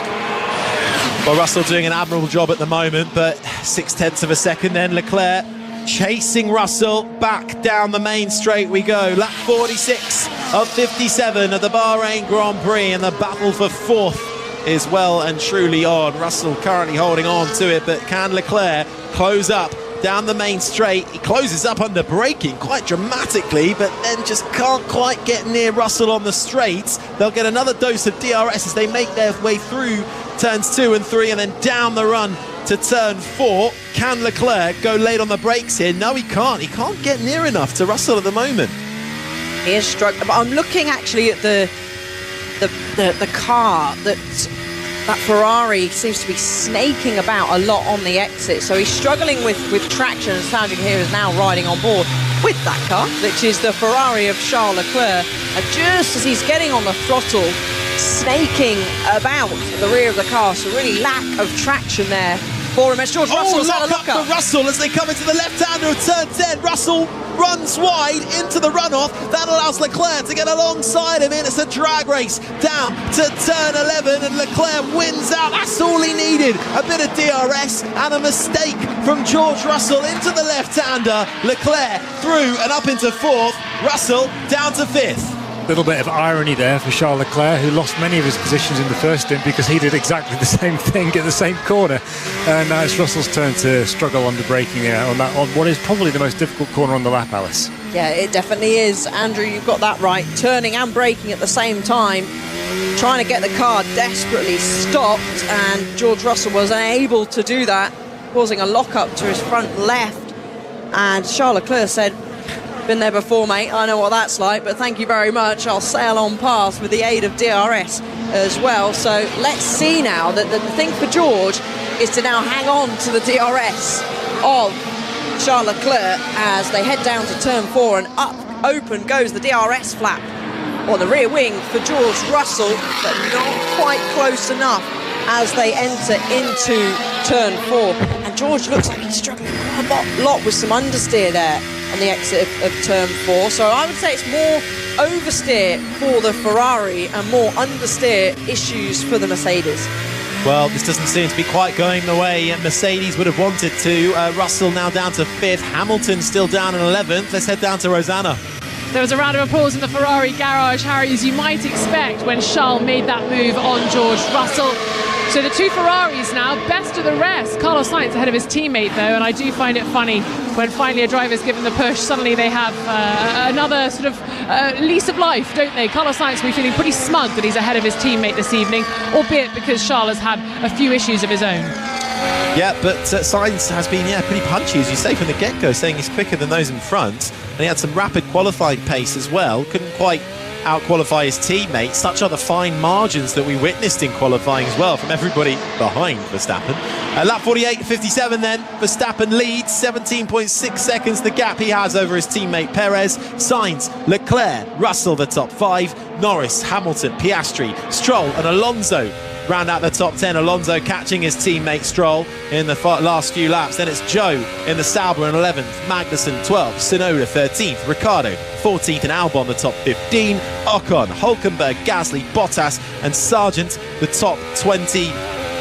All 20 drivers started this race, still currently in it. Sargent had an issue early on, locked up going deep into turn 4, had a momentary issue with his steering wheel, then was able to get back going, but that's why he's plumb last. Valtteri Bottas just ahead of him in 19th. He had a almost minute-long pit stop time, was how long he was stationary for. An issue with the front left wheel nut down at Sauber, and that's why he is in 19th. The two Aston Martins then, toe-to-toe, down into turn 1. Alonso with the DRS. Stroll not defending that one too much. Alonso gets the move done on his teammate up into 9th, Stroll into 10th. And I suppose when we look at Aston Martin, Alice, and where they were last year, such was the jump they made, they might be a bit disappointed by where they're at the moment. I would certainly say so. Fernando Alonso, of course, finishing on the podium, and Lance Stroll finishing 6th after he missed, didn't he, the pre-season testing due to breaking a bone in his wrist, cycling accident. But they certainly will be running, as you said, Harry, 9th and 10th at the moment. So work to do for them, plenty of work as well for some of those further down the field. Williams, I'm sure, will be slightly disappointed with where they're at. And Alpine, Gasly is 14.9 seconds behind Nico Hülkenberg, who of course had to box earlier on as well due to a front wing damage. So Alpine certainly one of those two that will be hugely disappointed with their pace. Lap 49 of 57, and all the intrigue at the beginning of this season as to what exactly the pecking order would be. The predictions that Red Bull and Verstappen would once again be at the top of the field, well, seem to have come true, although it was tighter in qualifying than we first thought. The advantage in the race has well and truly continued for Red Bull and Max Verstappen. Perez second, Sainz third, Leclerc fourth, Russell the top 5. We have a little look further back down the field. There's still some fights going on between Magnussen in 12th. He's got the 2 RBs right behind him, Tsunoda and Ricciardo in 13th and 14th, trying to hunt the Dane down. Kevin Magnussen, who started down in 15th. Decent progress for the Dane, who was really unhappy with his qualifying, making it up to 12th. What I think they'll take more hope from there is the fact that they're able to keep up with their main rivals around them when it comes to race pace. Hulkenberg's down in 17th because he had an early pit stop, having to change his front wing. But you would expect Hulkenberg, who started in 10th in this race, would be right there as well. So I think Haas will be quietly confident, but they're now coming under a little pressure from the 2 RBs. Tsunoda heading Ricciardo, and this is the sound of Tsunoda looking at the back of Magnussen coming out of turn 10. Good job, I would say, by Zhou Guanyu. He's done a really solid job in the Sauber, and a good job too by Carlos Sainz. Now he's coming into this year, of course, already knowing that he hasn't got a seat yet signed, sealed and delivered for 2025. So you could say that's a little bit of pressure off him, because he knows he's hot stuff, and he's almost wanting, of course, to prove a point. I mean, I certainly would to Ferrari and say, well, you got rid of the wrong driver there, because I am the one that is faster. And he certainly showed that today, hasn't he, compared to Leclerc, who has his struggles with locking up and on the radio saying this is dangerous. The car is pulling to the right-hand side. But Sainz has kept cool, not had any of those particular issues. Gap as it stands at the moment is around about 4 seconds between him and Sergio Perez. Lap time-wise, he's about 5/10 a lap slower, certainly that last lap anyway. So I can't expect Carlos Sainz will be drawing in Sergio Perez at the moment. So what his engineer said to him on the radio, Harry, when I think the hards now should become better of the softs, it certainly doesn't look that way now at the moment for at least Carlos Sainz. No, as you say, 4 seconds now, the gap between Perez and Sainz. Further back as well, just a move being made. Hulkenberg has overtaken Ocon in the Alpine. Hulkenberg up to 16th, Ocon down to 17th. His teammate Pierre Gasly in 18th, in what is compounding a bit of a miserable start to the season for the French manufacturer. This is the sound of Hulkenberg making that move. Easy stuff. Esteban Ocon knew, I'm not going to fight this at all. I will be a sitting duck, so there certainly is no point. And he didn't do that. He let him go through, and there really is a big pace difference there between the Alpine and the Haas at the moment. A bit interesting battle that is starting to brew as we head into the final stages of this race. I said we were going to keep an eye on it. We certainly have. Is Lando Norris, who has closed the gap now down to George Russell. Last lap time as well. Daniel Ricciardo on the radio. I didn't quite catch that as I was talking, but Lando Norris now 0.6 of a second quicker previous lap compared to George Russell. And Daniel Ricciardo in the RB into the braking zone of turn 1 quite late in the day, nearly went into the back of his teammate Tsunoda, who himself got checked up by Kevin Magnussen. Less than a second splitting all 3 of those drivers in these final stages. Great battle brewing over 12th spot, no points up for grabs, but Magnussen 12th, Tsunoda 13th and Ricciardo 14th. Norris is looking quick as well and catching George Russell in front of him. 2.3 seconds at the moment. Last lap around for George Russell was a 1:35.8, so actually he improved. He did. He turned up the wick a little bit, hasn't he, Harry? Last time around, Norris was about half a second clear. Yuki, driver swap. Are you kidding me now? How did I know that was going to be an answer? That kind of a response from Yuki. But I agree with him. Why now? Why so early on in the season? Yuki Tsunoda is half a second behind the Haas of Kevin Magnussen in front. They're going to be lapped by one of the Red Bulls as well, which is Max Verstappen. So the leader's coming up behind them now. I agree. I'm on your side there, Yuki. I'm not sure why they're looking to swap them round. Equally, it's over 13th, 12th and 13th. And even if Ricciardo was able to get in front, I don't think there's enough time for Ricciardo to catch up to Lance Stroll in 10th to get a point. There's over 10 seconds that you'd have to cave in, and Daniel Ricciardo's lap time last time around was a 1:37.1. Tsunoda's a 1:37.0. Here's Ricciardo. I don't need to say anything. So what Ricciardo's saying there is his pace is quicker, so the radio message I was talking over the top He's of. doing it. Tsunoda gets out of the way of Ricciardo on the exit of turn 4, pulls out to the right, lets his teammate through. Tsunoda then playing the team game.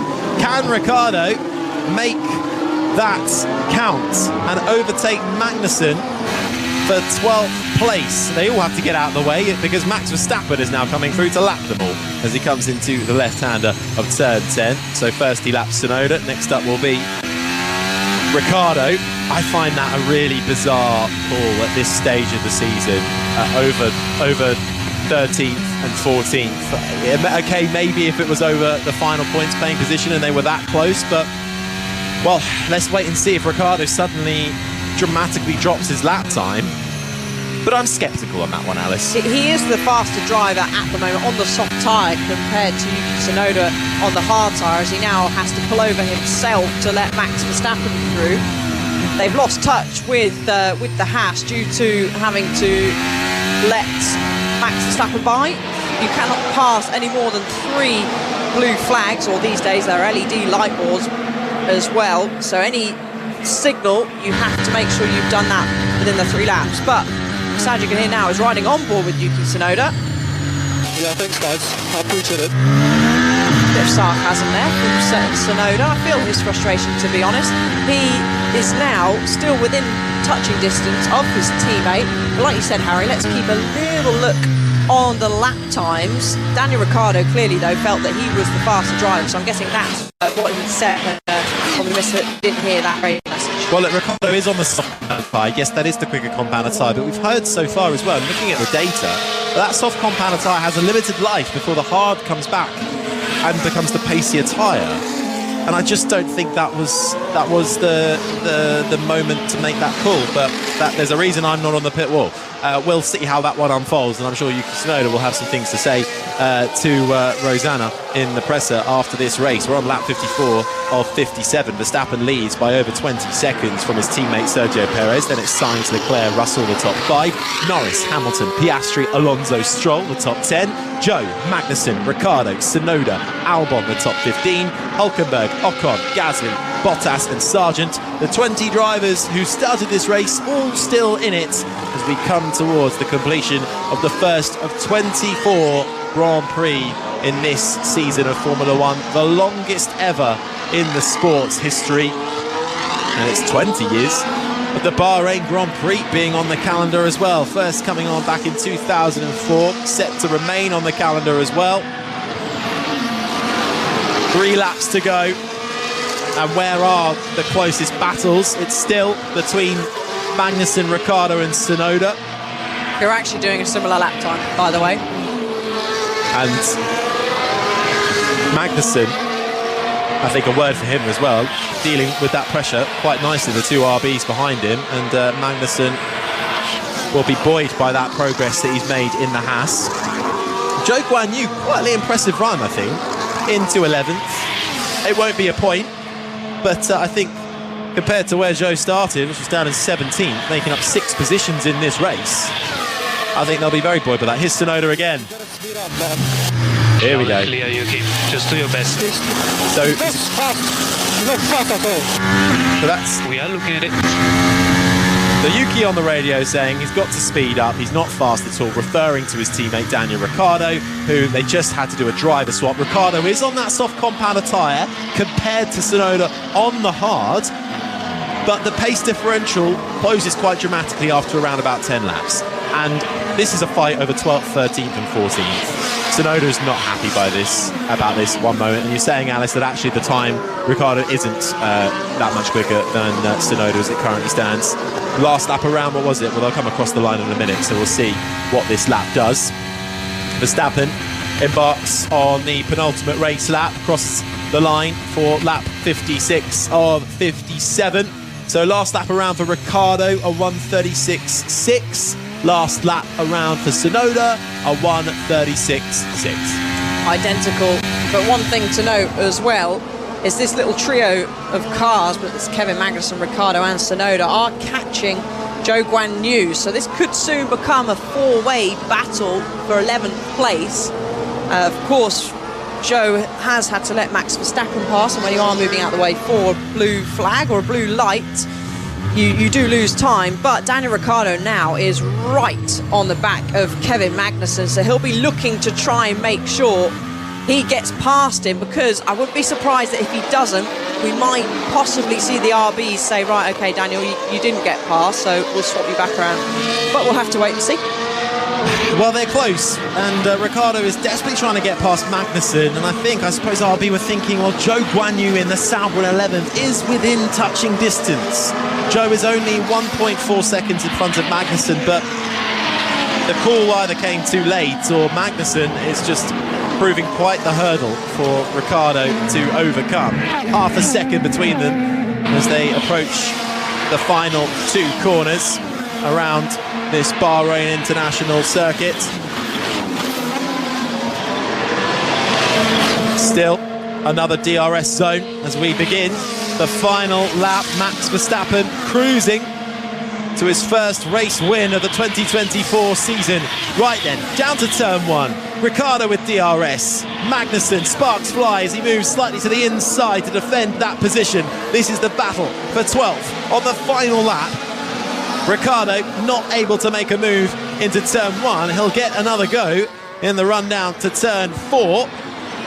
Magnussen doesn't feel the need to defend, runs quite tight into the right-hander at turn 4. Ricciardo is right there with him. Tsunoda is a little bit adrift, watching on, and they make their way through turns 5, 6 and 7.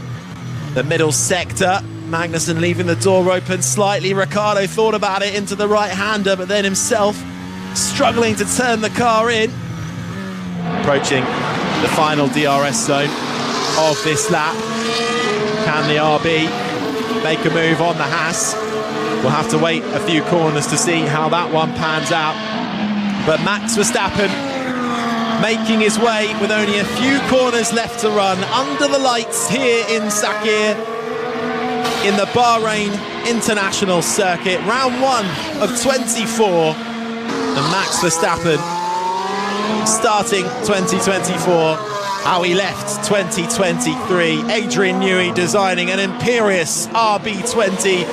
Verstappen weaving across the line to win the first Grand Prix of the year. Max Verstappen wins the Bahrain Grand Prix. The Red Bull team celebrate on the pit wall. The fireworks erupt, and it will be a Red Bull 1-2 after 57 laps of racing. Sergio Perez, having started down in 5th, recovers up into 2nd and across the line as he embarks on his final season with Ferrari. Carlos Sainz gets a round of applause and finishes off the podium in 3rd.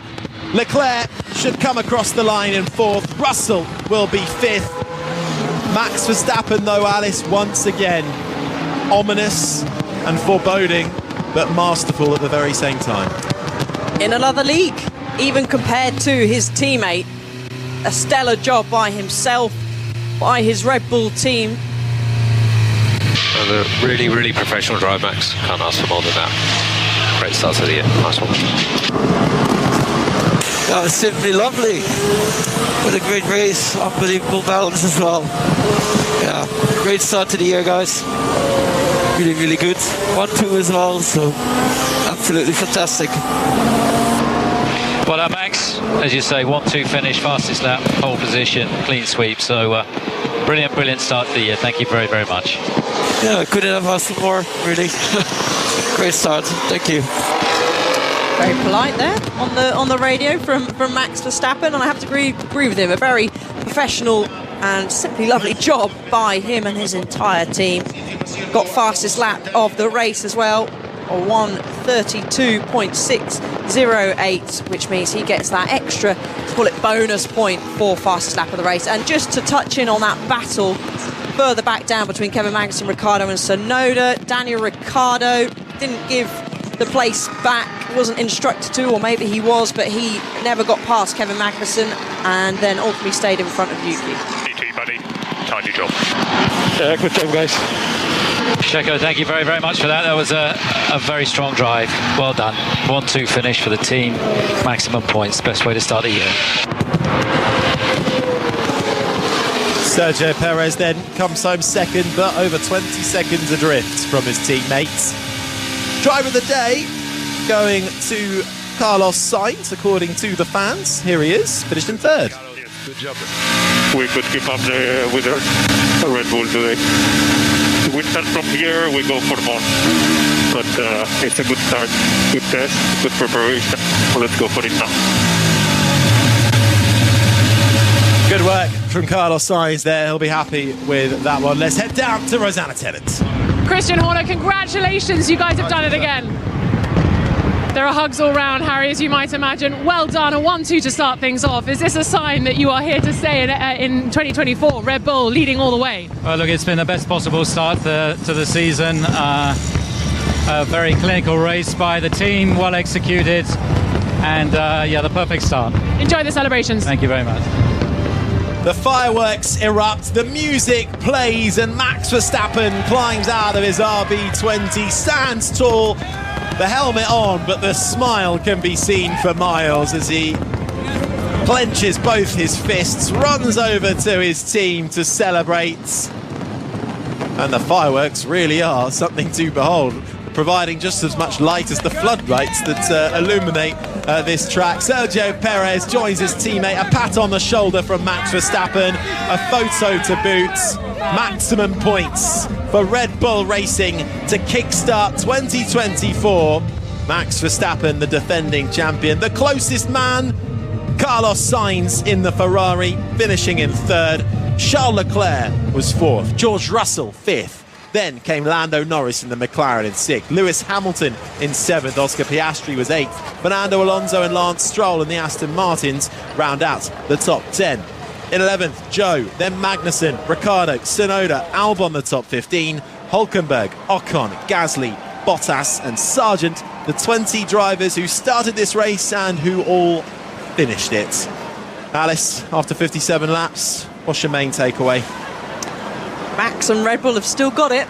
That's not gone anywhere over the winter. As I said, just a fantastic drive by him. He's just in another league compared to everybody else. You could say the car is as well, but we're turning up compared to his teammate, which we often do a lot, don't we? Certainly have in the past couple of years. 22 seconds ahead of his teammate. I think the gap last year when they got a 1-2 finish was around about 15 seconds. But a note to Carlos Sainz as well, who pulled his Ferrari up the order, was closing the gap ever so slightly to Sergio Perez, would he say, maybe with a few extra laps. He could have got past the Mexican 2.6, that gap ended up there. So a solid drive from Carlos Sainz as well. But of course, main takeaway is Red Bull and Max are still ahead of everybody else. 26 points going the way of Max Verstappen, then 25 for the win, 1 for the fastest lap of the race as well, as the top 3 drivers congregate in Parc Fermé around the winning car, the RB20. And we'll hear from them in a few moments' time to see how that first race unfolded from their points of view. But outside of Verstappen and Red Bull's dominance, a few other talking points as well, particularly Ferrari versus Mercedes, McLaren's pace as well. What happened to Alonso and Aston Martin? Where are they at? And all those questions will be answered. Let's hear from Verstappen with David Coulthard. Max Verstappen, congratulations. Back-to-back victories here. Your 55th Grand Prix victory. Yeah, unbelievable. I think today went even better than expected. I think the car was really nice to drive on every compound. I think we had a lot of pace. And yeah, it was just super enjoyable to drive today. We really stayed out of trouble. And yeah, great start to the year. I mean, it couldn't have been better. No, absolute clean sweep. You led every lap. Fastest lap by a sizable margin. It looked like playtime for you out there. Yeah, it was a lot of fun. I felt really good in the car. And yeah, it's always very special to have these kind of days because they don't happen that often, you know, that it just all goes perfect. And yeah, you are just won with the car, and everything just feels great. You had to be quite defensive into the first corner. We can always expect that here, but thereafter, no issues. Yeah, I think the start was good. Of course, the first corner is a very tight hairpin, so naturally you want to defend the inside just to be safe. So that's what we did, and basically from there onwards we just focused on our own race. You don't get long to celebrate this victory because in a few days we're heading to Saudi for round 2. Yeah, but that's fine. You know, it's a long season, and it's a great place in the world to be anyway. So for me, couple of days rest, and then we go again. Okay, Max, congratulations on your victory. Thank you. And now Checo Perez, same result as last year, but great comeback from your 5th place qualifying. Satisfied with your race? Well, I think it was the maximum we could have achieved. It was quite a tricky race, you know, with the management of the tires. I think there's plenty we will learn from tonight's race, which will be important for the championship. But overall, I think it's a great way to start the season. So just expand on that. What were the issues you were managing on the tires, and was it compound to compound? It was really compound to compound, the amount of sliding we were having. We were having some issues with the engine braking, the drivability, which is not easy around here because there is plenty of low speed. But like I say, you know, I'm sure we will analyze all of that tonight and make sure we learn for Jeddah. Yeah, well, Jeddah less than a week away, so you don't have long to come back and then try and build on this result. Yeah, definitely. I think it's a good team momentum, and we got to keep it up for the coming weekends. Okay, enjoy the podium. Thank you. And finally, our 3rd place finisher, Carlos. You were feisty out there. You were really, you know, looking like you wanted that podium result. Great drive. Yeah, I felt really good out there today. The start wasn't ideal, but from then on, I just managed my tires well, and then from there I could do my pace, overtook 2 or 3 cars on the way to the podium, and then keeping up with the Red Bull there at the end, which was a pleasant surprise. Still not enough, not where we want to be, but good steps forward compared to last year and a solid start to the season. It's a solid start indeed. Different compounds at the end of the Grand Prix there. What were you learning? This is the first race of the season, so you're sizing up your opposition. Yeah, we had a very clear plan using soft and then 2 hards. With the hard in our car, we feel a bit more comfortable because it overheats less, it degrades less. It is a bit a trickier tire with warm-up and with front locking, but then once we get it working in our car, you can push on it. In the Red Bull, you can see different trades, different strategy choices, but I think also that's the beauty of F1, and we could play around a bit with strategy today. Yeah, the beauty of Formula One is a race that never ends. 1 week will be in Saudi. Is it a circuit that will play to the strengths of your car, do you think, or how do you see looking forward? Let's see, it's the first different circuit that we go with this new 2024 car, so it will be a bit of a surprise for everyone to see where we are. I expect the cars like the McLaren and the Red Bull that last year they were very good in high-speed circuits to be competitive there, but you know, our car has also improved in the high speed, so hopefully we can be also strong there. Okay, congratulations. Thank you. The top 3 drivers talking to former Formula 1 driver David Coulthard. And it was Max Verstappen on top in Bahrain, ahead of Sergio Perez, his teammate, and Carlos Sainz in the Ferrari, completing the podium.